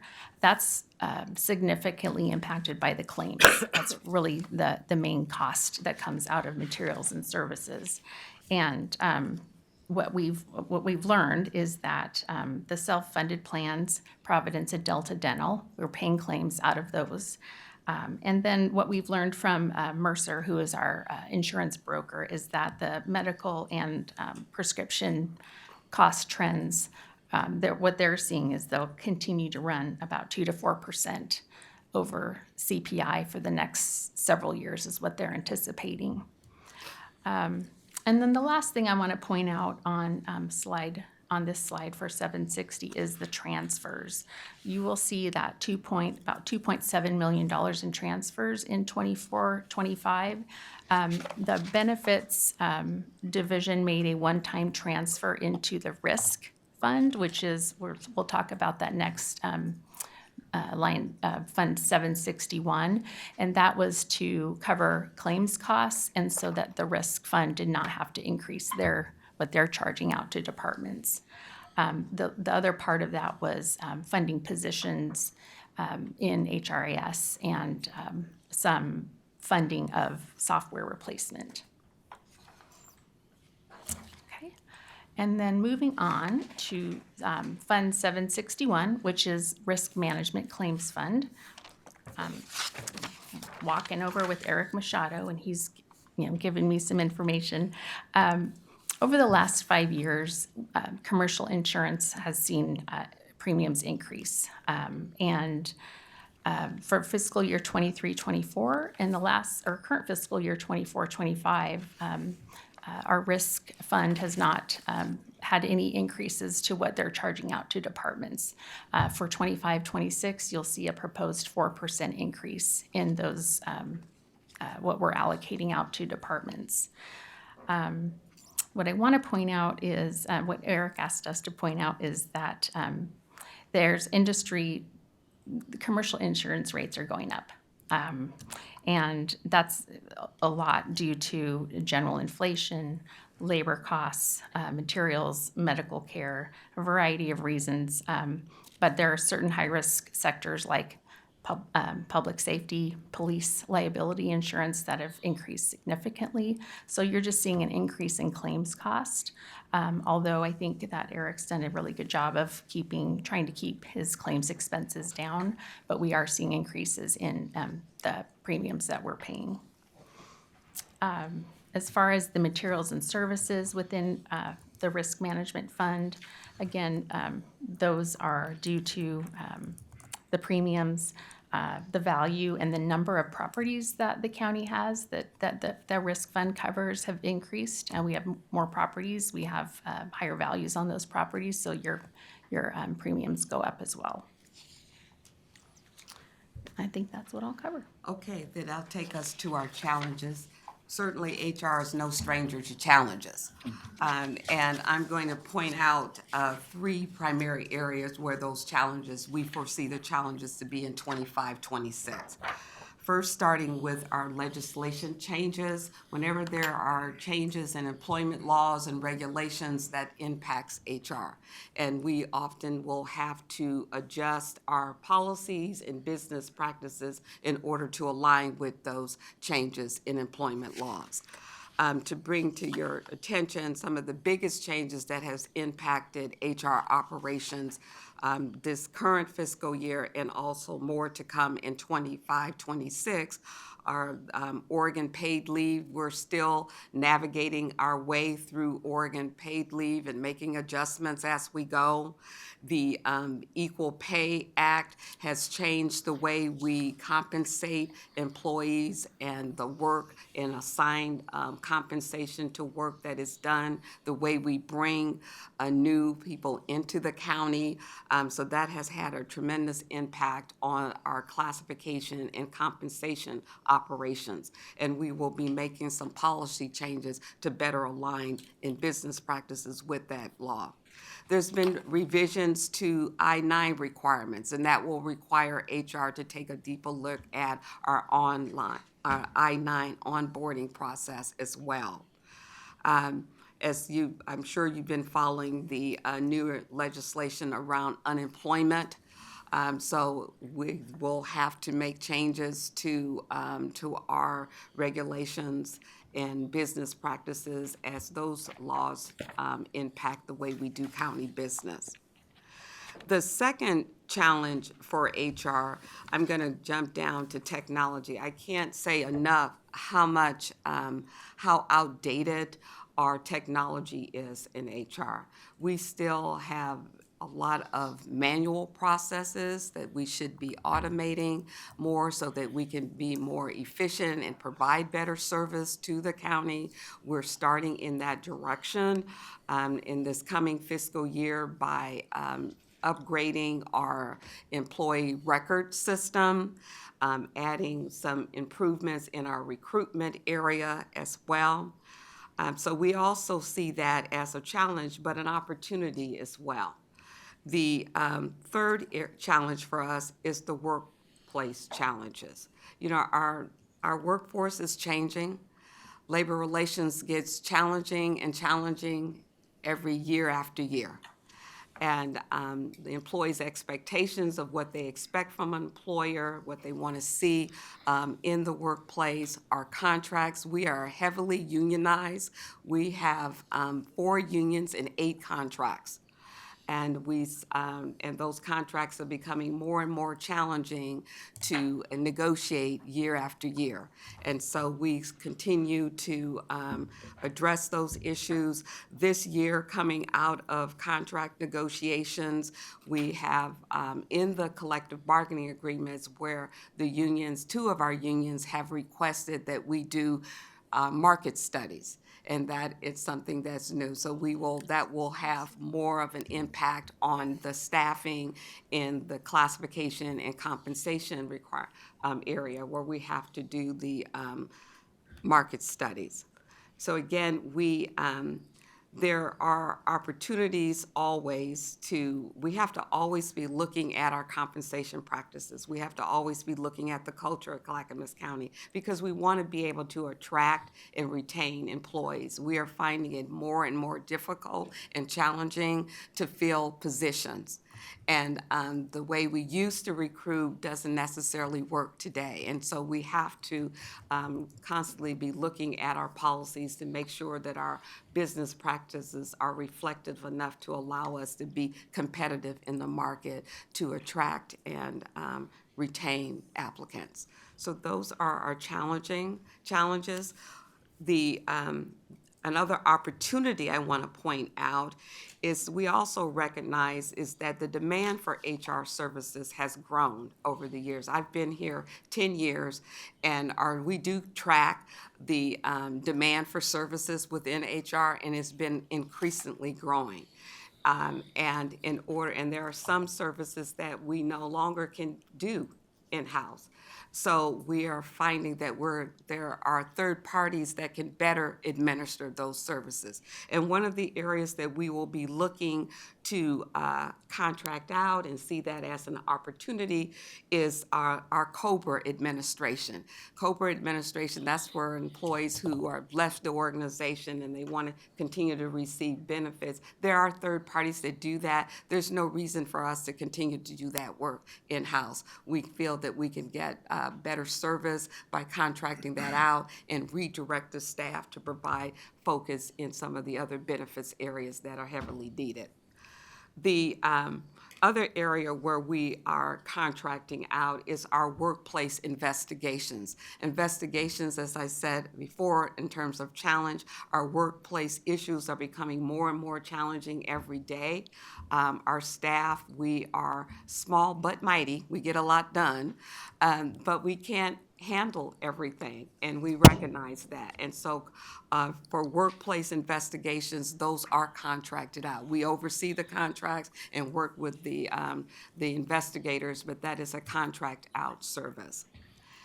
And then lastly, I want to close by saying in terms of our strategy is to do the market studies. We want to stay competitive. We want to make sure that we are always looking at our classifications to make sure that we are current so that we are competitive. But in order to do that, we need to do market studies more frequently.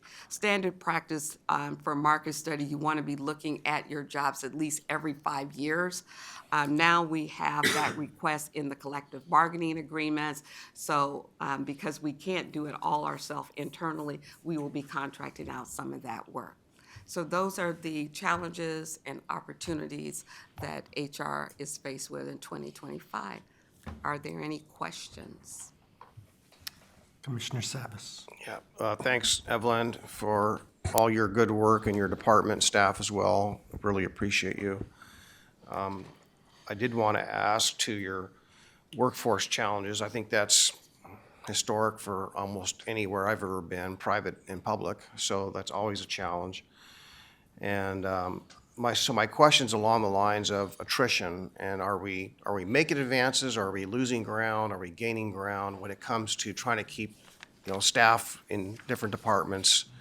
And this morning we had kind of a conversation about oncoming, new staff in one department, FTEs, but not the discussion about people that are retiring. And I know you sometimes get signals, right? People claim I'm going to retire at such and such a date. So you have kind of a sense of what's coming. Yeah. And some of it's unexpected as well, right? Mm-hmm. So what's the rate? Are we losing ground or gaining ground in general? I know that's a broad question, but how do you think we're doing?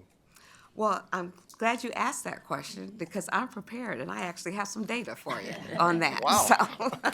So we do track our retention rate, and that is overseen by our manager over employee engagement and development, Sherry Reedman. And Sherry just printed out these numbers for me just before I walked over here, anticipating that this might be a question. So in looking at this and looking at in fiscal year 23-24, we had a turnover rate of 8.3% with a 2.1% retirement. And then so we lost about, it looks like we retired about 45 employees in 23-24. So the stacks that she's given me for 24, the turnover rate is 6.4%, 1.83% retirement. So those are our numbers, and I'm happy to share this information. Okay. Is that by department as well? This is the total county. Is that correct, Sherry? She here? No. I believe it's total county. Yes, total county. It's not broken down by department. Yeah. We could get that. We could get that for That'd be you. great. I kind of get a sense of maybe what had, I won't say volatility, but what has the highest turnover rate, you know, and just get a sense of things. Because I know a lot of our resources go, you spend a lot of your time, you know, with trying to onboard hiring people, right? Yes. So that's a full-time job. It's I won't say 24/7, but it's 365 days a year. You've got openings out there that you're processing, so, That's right. yeah. Thank you. Welcome. Any other questions? Thank you. All right, thank you. The next and final department presentation today is Public and Government Affairs, led by Director Tonya Holowetsky. Tonya, please come forward.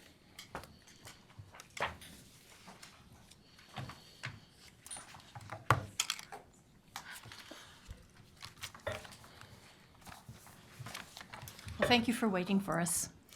We appreciate it.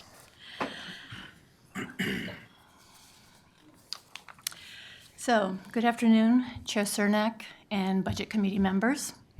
My name is Tonya Holowetsky, and I am the Director of Public and Government Affairs, or PGA. PGA leads the county's public information, public engagement, and government affairs programs. We provide the public with timely, relevant, and reliable information. We encourage public participation, support the county's community engagement programs, and continually seek to create more opportunities for a larger and representative public voice.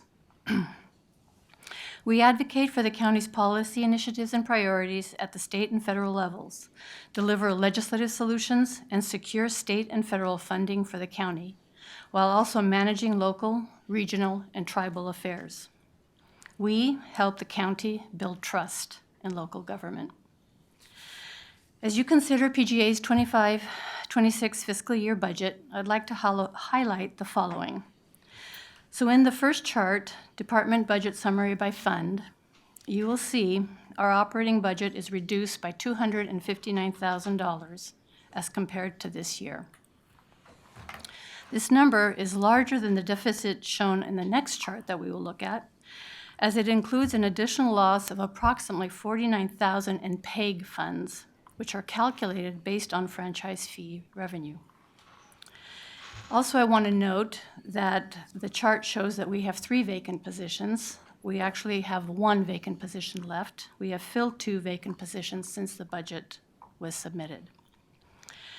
As we move on to the next chart, Summary of Review and Expenses, you will see that PGA is funded through cost allocation, cable franchise revenue, and the general fund.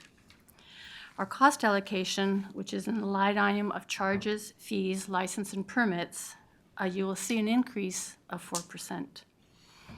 You'll also see that our general fund support increased by 4%. When you look, though, at our all other new revenue resources line, of the $2.3 million of revenue in this line item, $1.1 million is revenue from franchise fees. The remaining $1.2 million is revenue we receive from other departments that fund positions in PGA to support their work. 42% of PGA positions are funded through this method. I also want you to note the 12% drop in revenue between this fiscal year and next fiscal year due to the drop in franchise fees we receive as revenue. So as we look at our expenses, you will see that our expenses have stayed relatively flat. except for personnel, where you will see a 5% reduction for the vacant position we are not able to fill. While we've operated efficiently and prudently and received modest increases in allocated cost and general fund support, the loss of revenue from franchise fees has reduced our operating budget by at least $214,000 for the next fiscal year. This does not account for the PEG funding we will also lose due to the drop in franchise fee revenue. So looking ahead, PGA will continue to leverage our opportunities, primarily in operational efficiencies, but this annual revenue loss for PGA is unsustainable and creates a financial deficit in our budget that we cannot offset, regardless of how fiscally prudent we are and how effective and efficient we make our systems and processes. The deficit for the fiscal year 25-26 budget is $210,000. And we anticipate facing the same or larger deficit each subsequent year. In fact, if we continue to experience a 12% loss each year, by 2035, we project our revenue from franchise fees to drop from roughly $1 million today to less than $400,000 in 10 years. Administrator Schmidt showed you a list of departments whose needs will not be met during this upcoming fiscal year. PGA should have been on that list. One impact of this deficit for the upcoming fiscal year is the inability to fill a much-needed vacant manager position. This position replaces the deputy director position currently vacant in PGA, which would lead our strategic communications program and supervise 7 community relations positions. A bigger impact, however, is that as the need and demand for our services continue to grow, we will continue to struggle to meet them. Timely, relevant, and reliable information is essential to the county's success. PGA is a small team of talented and dedicated staff, especially when compared with our neighboring counties. We take our role very seriously and are proud of the work we do to deliver on this critical need. Thank you for your time. I'm happy to answer any questions you have.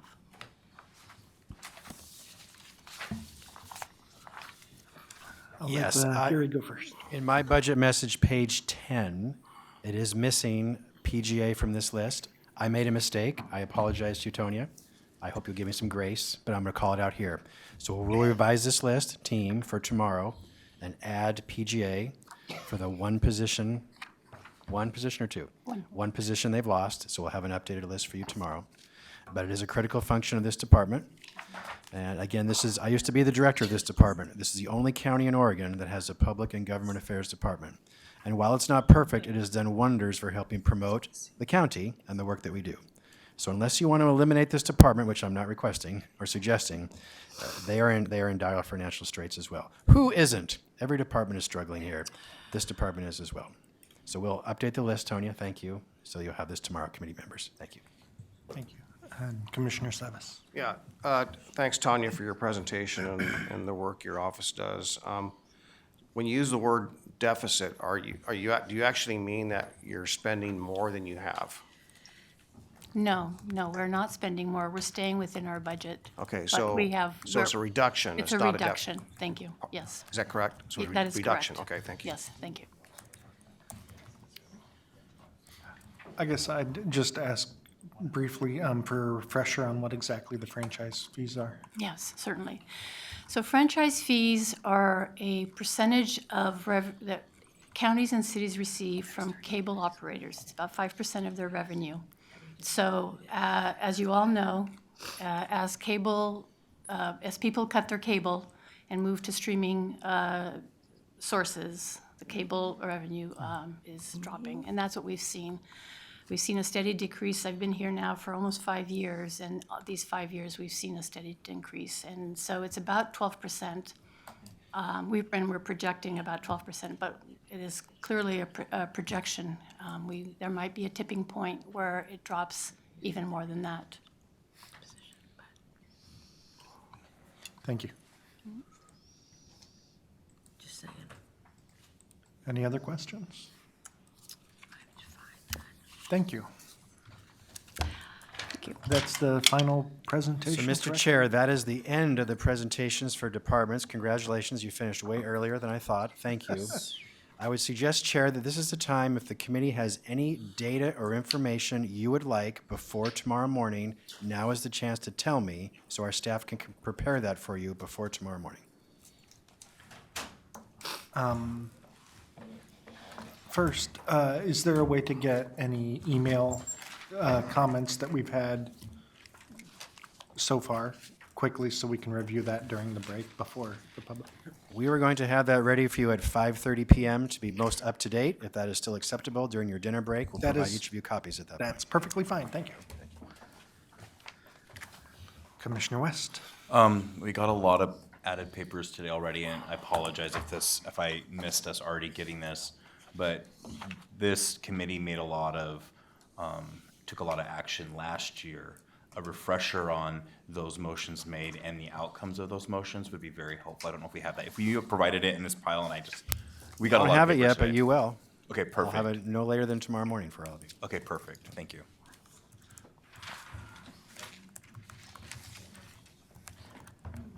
Oh, I'm sorry, Commissioner Slavis. No worries, my first time speaking today. Today, I'm not perfect at it either, so sometimes I misuse words, but today I heard the word deficit used many times and with different numbers associated with it. And if it was meant that it was a real actual overage, I mean, we were spending more than what was budgeted, I'd like a list of all those overages. I know that I already requested, and I already requested maybe the actuals from the sheriff's department, which were overages, I guess. But I just want to make sure that we're using the right language, right? And we're speaking and have the same common understanding of language. And the same thing goes with supplementals or supplemental budgets, that discussion, right? And so, and maybe, Sandra, you had some comments, and maybe you could just help me now, actually, if I just pose this to you, if that's all right, and that is that if there's a budget and they are trending, or let's just say they've overspent, and they got an okay from the administrator to overspend that particular budget line or whatever it may be, right? It's above the budget line, all right? So the county administrator says, yes, it's okay. It's way less than 10%, so it's not has that legal definition. Is that common to use the word supplemental, or what is a better word to describe the fact that, you got an expenditure above what was budgeted? What's the right word? Okay, so I'm going to clarify one point. The 10% is a reference to the total change excluding reserves. So you subtract out reserves from the fund, and then you do a calculation. If the change being requested is over 10%, you are in a public hearing situation. So that's the 10% rule. Below that, by fund, you don't have to have a public hearing. We can just do consent. So we can just put it on your agenda. It still needs to go to the board. It still needs a resolution. We still do the notice, but a hearing is not required. So that's the 10% rule. So then your question was, if it's under 10%, it would still be a supplemental item. I think the differentiation that you're looking for is a transfer resolution, which that's a different category of a change. And it says, let's say, so personnel, materials and services, and capital outlay, all three of those get added together, and that is what we call the operating budget. If a department has less, let's say they're overspending in personnel, but they're underspending in materials and services, technically, they don't have to go to the board for that. So long as their total budget is still within, they are just fine. However, some departments want to be able to track really well, like, here's my budget, here's my actuals. I don't want to see any negatives in those reports. Some departments are just cautious, I guess would be a good word. And so they will submit a transfer resolution or a transfer request. You've given us that authority to just move it because we're not changing the total. So all we're doing is moving, let's say, 10,000 from one category to another, and it's still within the total. So nothing has changed. Yes, the appropriation within the same category. Okay, so thank you for that. So in my example, let's just use the sheriff's budget. There is an expenditure beyond what was budgeted. The administrator says that's okay. We do a transfer of general fund into that budget. It's below the amount. No? No? Within fund, so you have to be, it's Oh, gotta be I within the understand, same I fund. understand the within, right? I understand the within the fund, right? But let's just say the total, there's not enough money there, period, right? I think there's just not enough money in that budgeted amount. So the administrator says, yes, that's okay. And so I won't say there's a transfer, but obviously, at least a paper, no transfer. Okay, The transfer is that if you're within your appropriation and you just want to move money around. okay, okay, internal. And so if you're looking at moving money, if you're looking at needing more money, that's not a transfer. That's a supplemental. And just to be clear, we have not received a supplemental from the sheriff's office for Fund 100. It was talked about today, but we still haven't seen any paperwork, so we can't comment on it. Okay, so if it is an overage, I'm gonna use that word again, and it's below the 10% threshold, you're still gonna call it a supplemental budget. Correct. And Yes, it still one comes what to you you. needed. Okay. Yes. All right, want to make that perfectly clear. Just want to just get the understanding, because I guess where I was confused is that I received it as, interpreted as, I'm over, and, we've checked in with staff and said, no, it's not over, right? That they're still within the budget line with what you've got reported, or what's posted anyhow. So that's where my confusion is that I get confused because I'm hearing just two different things, right? So when I heard those deficit numbers today, there were like three different deficit numbers that I jotted down one of them. To me, that was, you overspent. Yes. But when I ask you all about those, we haven't seen that. We have seen the supplemental request for ELED, and we were told that they would present the supplemental request for Fund 100 here. They did talk about an amount of $6.2 million for Fund 100 and $1.5 million for ELED. We do not know what makes up the $6.2 million. Okay. Thank you. And again, I'll apologize, but it just seemed like I was getting confused because it sounded like it had happened, but it had not happened, so. May I add for clarity, at this time, there is no over appropriation experienced. So we have a budget appropriation that you guys approve as a budget committee, then it goes to the board, and that appropriation level has not been exceeded for the sheriff's office budget at this time. But what we always look to is what are the projections for year end, and I think that's the difference that we're looking at. We're at 90% in the general fund at this time expended, but we have 34 days left of this fiscal year, so where are we actually gonna end up? So what is that overage amount? And that's in question. Okay. I had another question, but I forgot, so I'll yield back. Cindy, did I'm you? sorry, that was, okay. I was gonna respond. Mr. Rhodes?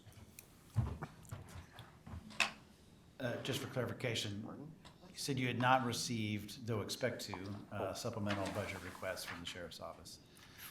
For Fund 100. For Fund 100. So For this Fund is 100. what's in the book. Was there not previously this Yeah. fiscal year already a supplemental request from the sheriff's office? We have not So there's received been it. no supplemental budget request today, Correct. with the exception of perhaps one for the ELED? The one that came in that we just got for the ELED. I thought there was one already I this think there fiscal year. was one. Give me 1 second, I'm gonna For look. Fund 100? Let me clarify this, please. We're going to talk about all this tomorrow Okay. because the sheriff's coming back and you've asked us to provide detailed information of the sheriff's projections for this current fiscal year. I asked the sheriff to talk to the board and she chose to do it here, and I agreed with that they are projecting, as you heard today, approximately $6.2 million short, overage, whatever you want to call it, for this fiscal year by June 30th. I told the sheriff, either the board has to approve that or tell the sheriff you may not spend any more money. That is the question. I don't want to wait till the last week in June because that's too late, because at that point she would have spent it and then you don't have a choice. So that's why I asked her to bring it up. She did what I asked. We'll talk about it more tomorrow. But I need the Board of Commissioners, whether it's tomorrow or next week, you've got to tell the sheriff, is she allowed to spend what she feels she needs for the rest of this year, or are you going to direct her to stop spending? That's really the crux of it. And that question is in addition to and separate from approval of the. Separate from the approval of the budget moving forward, yes. But it's tied together because that impacts the forecast, which you've also commented on, you're concerned about. If indeed there's more money to the sheriff's office this current fiscal year, that will change that forecast a third time. Yes. And you need to know that. Mr. Karn, your card was up. Are you okay? Administrator Schmidt answered the question. Excellent. Sandra? Okay, and then I just wanted to follow up on the question. There has been one supplemental for Sheriff General Fund, so Fund 100, and what it was moving the ELED program out of the general fund. If you all remember last year, there was 2 ELED programs, one in Fund 216, and then the other one in the general fund, and that was causing confusion. One of the items that you directed us to do was stop the circular, and what we did is we closed the ELED program in the general fund so that cannot continue. So there is no circular continuing, and then we did a supplemental, or they did a supplemental to end that program. So you're going to see there's a reduction. If you looked at their data, there is a reduction of 6.8 million that was to move out that ELED program in the general fund. But there hasn't been a request for additional general funds. Correct. No additional general fund has been requested. Because of the reason I just said, I want to talk about it with you first to see what the reality is before the request comes in, which will be too late when your supplemental budget is scheduled for the end of June.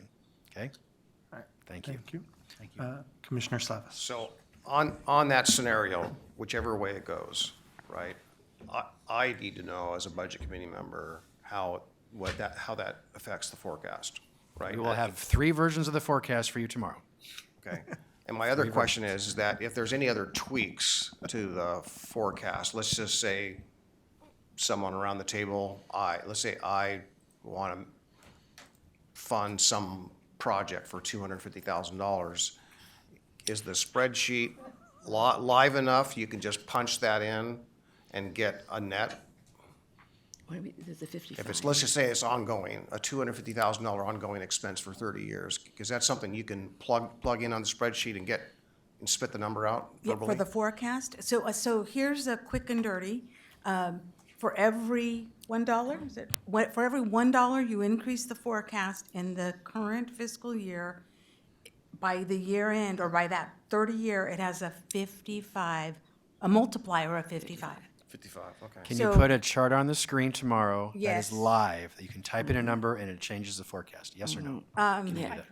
yeah, a lot of inputs in the forecast, So it's that not wouldn't be. possible. It's not But we could just do that 55 multiplier so you could Okay. see the calculation and. Thank you. One thing I'd like, sorry, is that? Yeah. Okay. One thing I'd like for tomorrow is that we've heard a number of numbers around the sheriff's office budget. One was the 6.8 million you mentioned during the budget message. And you said that was partly this year and partly next year. I'd like specific breakouts for that, especially given that they mentioned other numbers for a supplemental this year. So if I could see the breakout that you had and the expected amounts, that would be very helpful for me. Thank you. Will do. Yeah, but then the 6.8 million was all for this year. And did you have another point, Sandra? Or Today's supplemental, the 6.2. So I actually need clarification so that we have what you need. You asked for questions that have been asked. Do we have them like typed out so that we could get them printed for you? And Gary said by 5:30, which we can do, but we want to understand, is it the questions that were already asked in advance, or is it all the questions that have been asked here for the last 2 days? That's fair. My question was actually not about the questions that have been asked. I'm assuming those will come by tomorrow morning. my question related to the public comment that has been received by email so far. Ah, okay, thank you. Correct. So, and I don't know, we have not seen the public My comments. office will but- handle that. Perfect. Yay. We will, Yes, that could be done tonight. we have lots, there have been a lot of numbers, and we have even more numbers. We will show you different options, because part of the challenge is, for example, on the $6.2 million supplemental request, we're assuming that that's not one time, that they want that to be part of the base. And so we'll show it both ways, because, again, and it's something we can ask, but we'll have that information available, because if it increases the base for next year, any increase would be on top of that, so that's where it affects the forecast. If it's a one and done this year, so there's different cause and effects, and we'll do the best we can to show you the various options without trying to make you dizzy on all the different numbers out there. So, yeah. All right, Sandra, your card is still up. Oh, I'm sorry. Okay. This was a mistake. Just want to make sure we don't miss anybody. Does anybody else have anything? Just a clarification, Gary, do you have a running list of all today with the requests that we made? I do, and I know Sandra and Elizabeth do too. Okay, so we don't need to Andrew. repeat them, you got them. You don't have to repeat what you've already asked for. All right, so one last clarification. So the forecast you handed out this morning that says at the top with CCO reduction of 5.9, does that not include, I mean, that's looking forward, right? Does that not include the one-time 6.2? It does not. What it does, we went and took the forecast, which had the 11% increase in the sheriff's office for next year. And we said, okay, based on the conversation, they should only get a 4%, because that's what all the other departments got. And so when we reduced that from the 11% to the 4%, that's the result. It does not include the supplemental budget requests. Okay. So the base that the 4% is calculated on, can you give me that number? What is that base number? 78. 78. Yeah, we have the number, yeah. Is there any other information you need tomorrow before you deliberate? No, we are back here tonight for public. You're back here tonight at 6 p.m. for the public comment. Dinner's at 5 p.m. back in the board office. But then tomorrow morning at 8 a.m., you begin your deliberations. Commissioner West? Can I just clarify something? Tired already, but, and there's lots flying around. The $6+ million shortfall, I guess we'll call it, by the end of the year from the CCSO. We could be, are we funding widgets? Like, what are we funding by that? I need to see that. Like, has that been asked for specifically? You already asked that this morning. Okay. And Patrick was going to bring that tomorrow morning. Okay. And we'll work with him to get the information you've asked for. Well, we'll have to see what it is, though. I don't know if we can afford widgets. So, on that note, my understanding is that a supplemental budget would just be a concern of the Board of County Commissioners, and that the Budget Committee as a whole is concerned about it more to the impact ongoing and the next fiscal year's budget. Is that correct? That is correct. Thank you very much. Is there any other information you would like before tomorrow morning? And Gary, sorry, Commissioner Savas, were you asking for the answer to your question now, or do you want something in writing? Well, if it's easy to get to what the base number is, that's great. I mean, Okay, if you want so- to email that to all of us, that'd be great what the base number is, because what I want to do is take the base, right, and then calculate out, well, I guess what I'm looking for ultimately, because I don't have that number either, I could take the base plus 4%, right? Correct. So, like, then I can calculate out what that dollar number is, right, and then say, that's how much the increase for the sheriff's department will be. I'm looking for, based on 4%, what new money, like every other department, is gonna get as a result of the tax Got it. increase. Okay, so yes, we have that, and that was actually how we originally built the forecast. We originally backed in to that number, so the 4%, Gary asked us, how much can we afford and still keep everything balanced. That was the 4%. That 4% for CCSO was 3,128,668. So that would have brought them up in 25-26 to 81,345,372. Okay, so it's say that again, 3 million? 3,128,668. Okay, so that would be the increase for the sheriff's office appropriation for next year. Correct. Okay, At 4%. at 4%. And that was in the original budget presented by Gary, correct? No. No, it's what she's asking, it's what the sheriff's asking for. No. So, I don't know that you ever saw the 4%. I think the 4%, we only had it internally in our internal documents. all right. Because then what was put into the budget was the total of 87.3, or 2 million, which ended up being an 11.5% increase. So CCSO's Okay. current is 7.5 above what everyone else got. else is getting. Right. It was 9 million, and Yeah. at the 4%, it's about 3 million. Yep. That's why I was a little bit struggling yesterday morning, because I didn't have even the base, so it's odd. It's odd predicament to be in, to not understand what the base is. So thank you. I'll still wait for the base. And yes, and we will give you this in paper. We'll make sure that it's one of the questions noted and you'll see it. Okay. And tonight, is it 5:30 tonight? You want that? No. No, just the emails is what the board's getting tonight. Okay, thank Public you. comment emails. Is there any? Yeah. This is with CCSO reduction of 5, this is, we got the second, just to clarify what we have in front of us. We did not do this in nursing school. I want to be very clear, this is not like hearts at all. You should have joined me in accounting. That was not my calling. I'm glad it's somebody's. With CCSO reduction of 5.9 million, this is the 4% that's been Yes. rumored. Yes. But if- I don't yes. think that makes sense because we were at 9. Right. So why? The 9 million was an 11.5% increase in general fund. Okay. And so when we brought that down to 4%, that was about 3 million something, and subtract that from the 9, and that's where you get the 5.9. Thank you. Okay. Yeah, so we were asked yesterday what would it take to put the forecast back into the black at 30 years? And so this is what we presented. Yeah. Yes.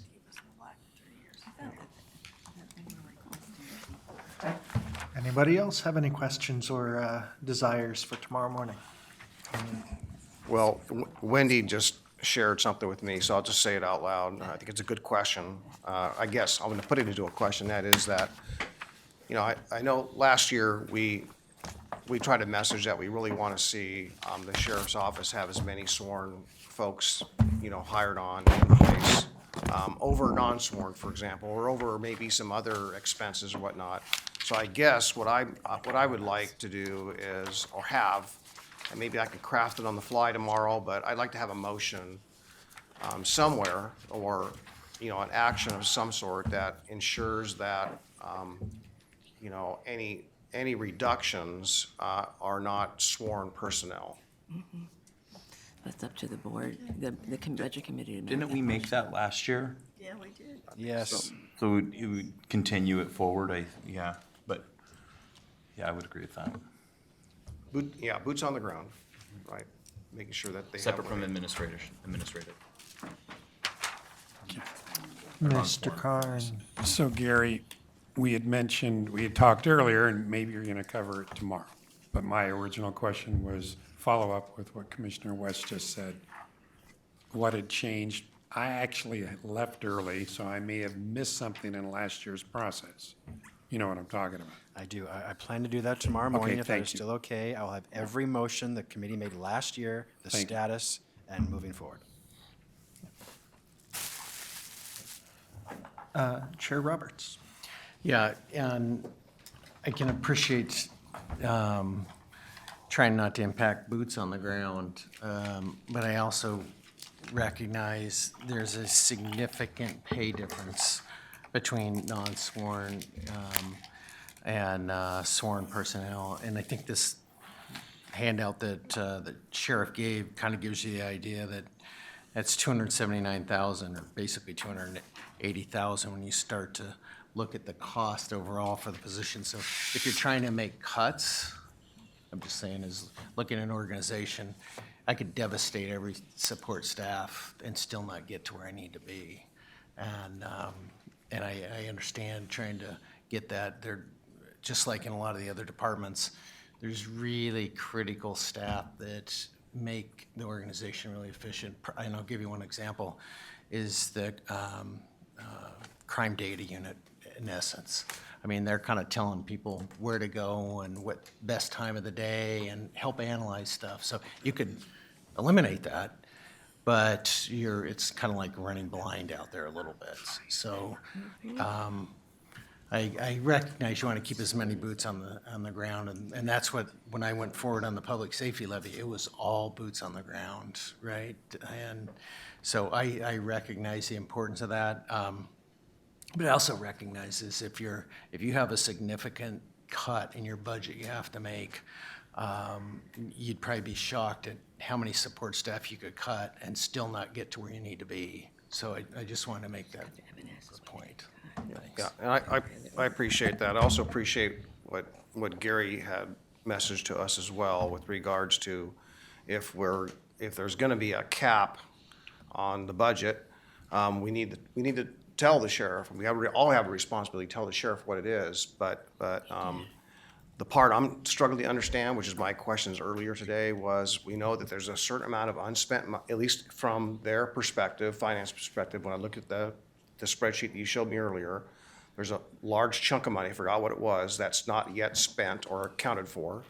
And then I add the 6.8 to that. That's a lot of money for 30 days, right? Or 30 some odd days left. So I don't know how that big a chunk of money in 30 days, because if you run a 30-day average of that, it's way over the budget in the first place. So that's the part that we're flying blind. And that's why postings and having the current up-to-date data is important for us. Otherwise, how do we do our job as a budget committee? Commissioner West. I'm concerned we might see, speaking to Commissioner Sauce, what we saw last year was the spending spree where we got an onslaught and an explosion of fancy dog helmets. We got, in an empty building, $40,000 of furniture. We got, I mean, just like this onslaught of like purchase orders at the very, very end, all while telling us we don't have anything. And so it really was hard to reconcile last minute spending like that, all while saying you don't have any funds. I'm wondering if that's what we're gonna see tomorrow, which I hope not. I don't think that's a good practice. Chair Roberts. Yeah, just to respond to that, Gary and I actually met with Angie about that, and we had discussions about really cracking down on finances to get us to the end of the year, right? And the direction, and James Rhodes, you know, we've done this before. It's like you cut training, you restrict overtime, you hold off on spending, you kind of do those things to try and save up in this last kind of, I call it a sprint to the end of the year. You kind of just save everything you can to carry on to the next year. And the conversation, we've had that direct conversation, Gary and I with Angie, and from what she's told me and from what I've heard is they've made a lot of those changes. Now, what are those dollars? I don't know. But I'm sure we could ask and say, hey, give us the amount of money that you've saved in this last part of the year. So, Gary, do you want to comment further on that? Yes, that's what I've also been assured by the sheriff, but I also was surprised by that number I heard today. So we've got to see the data, which is tomorrow. You'll see it tomorrow. We'll all see it tomorrow. One thing I did want to mention, the sheriff's office said this is just a projection, that they may not need it all. And so I don't know what that means because we don't, they said they would return it. That's not how it works. So I'm a little concerned that at this time of the year, near the end of May, that you don't know specifically what that need is. So you may want to get that as well. You know, in my private sector world, granted, it wasn't this size of numbers, but you know, my accountant every year said, I don't know how you do it. I don't know how you come in almost precisely on target.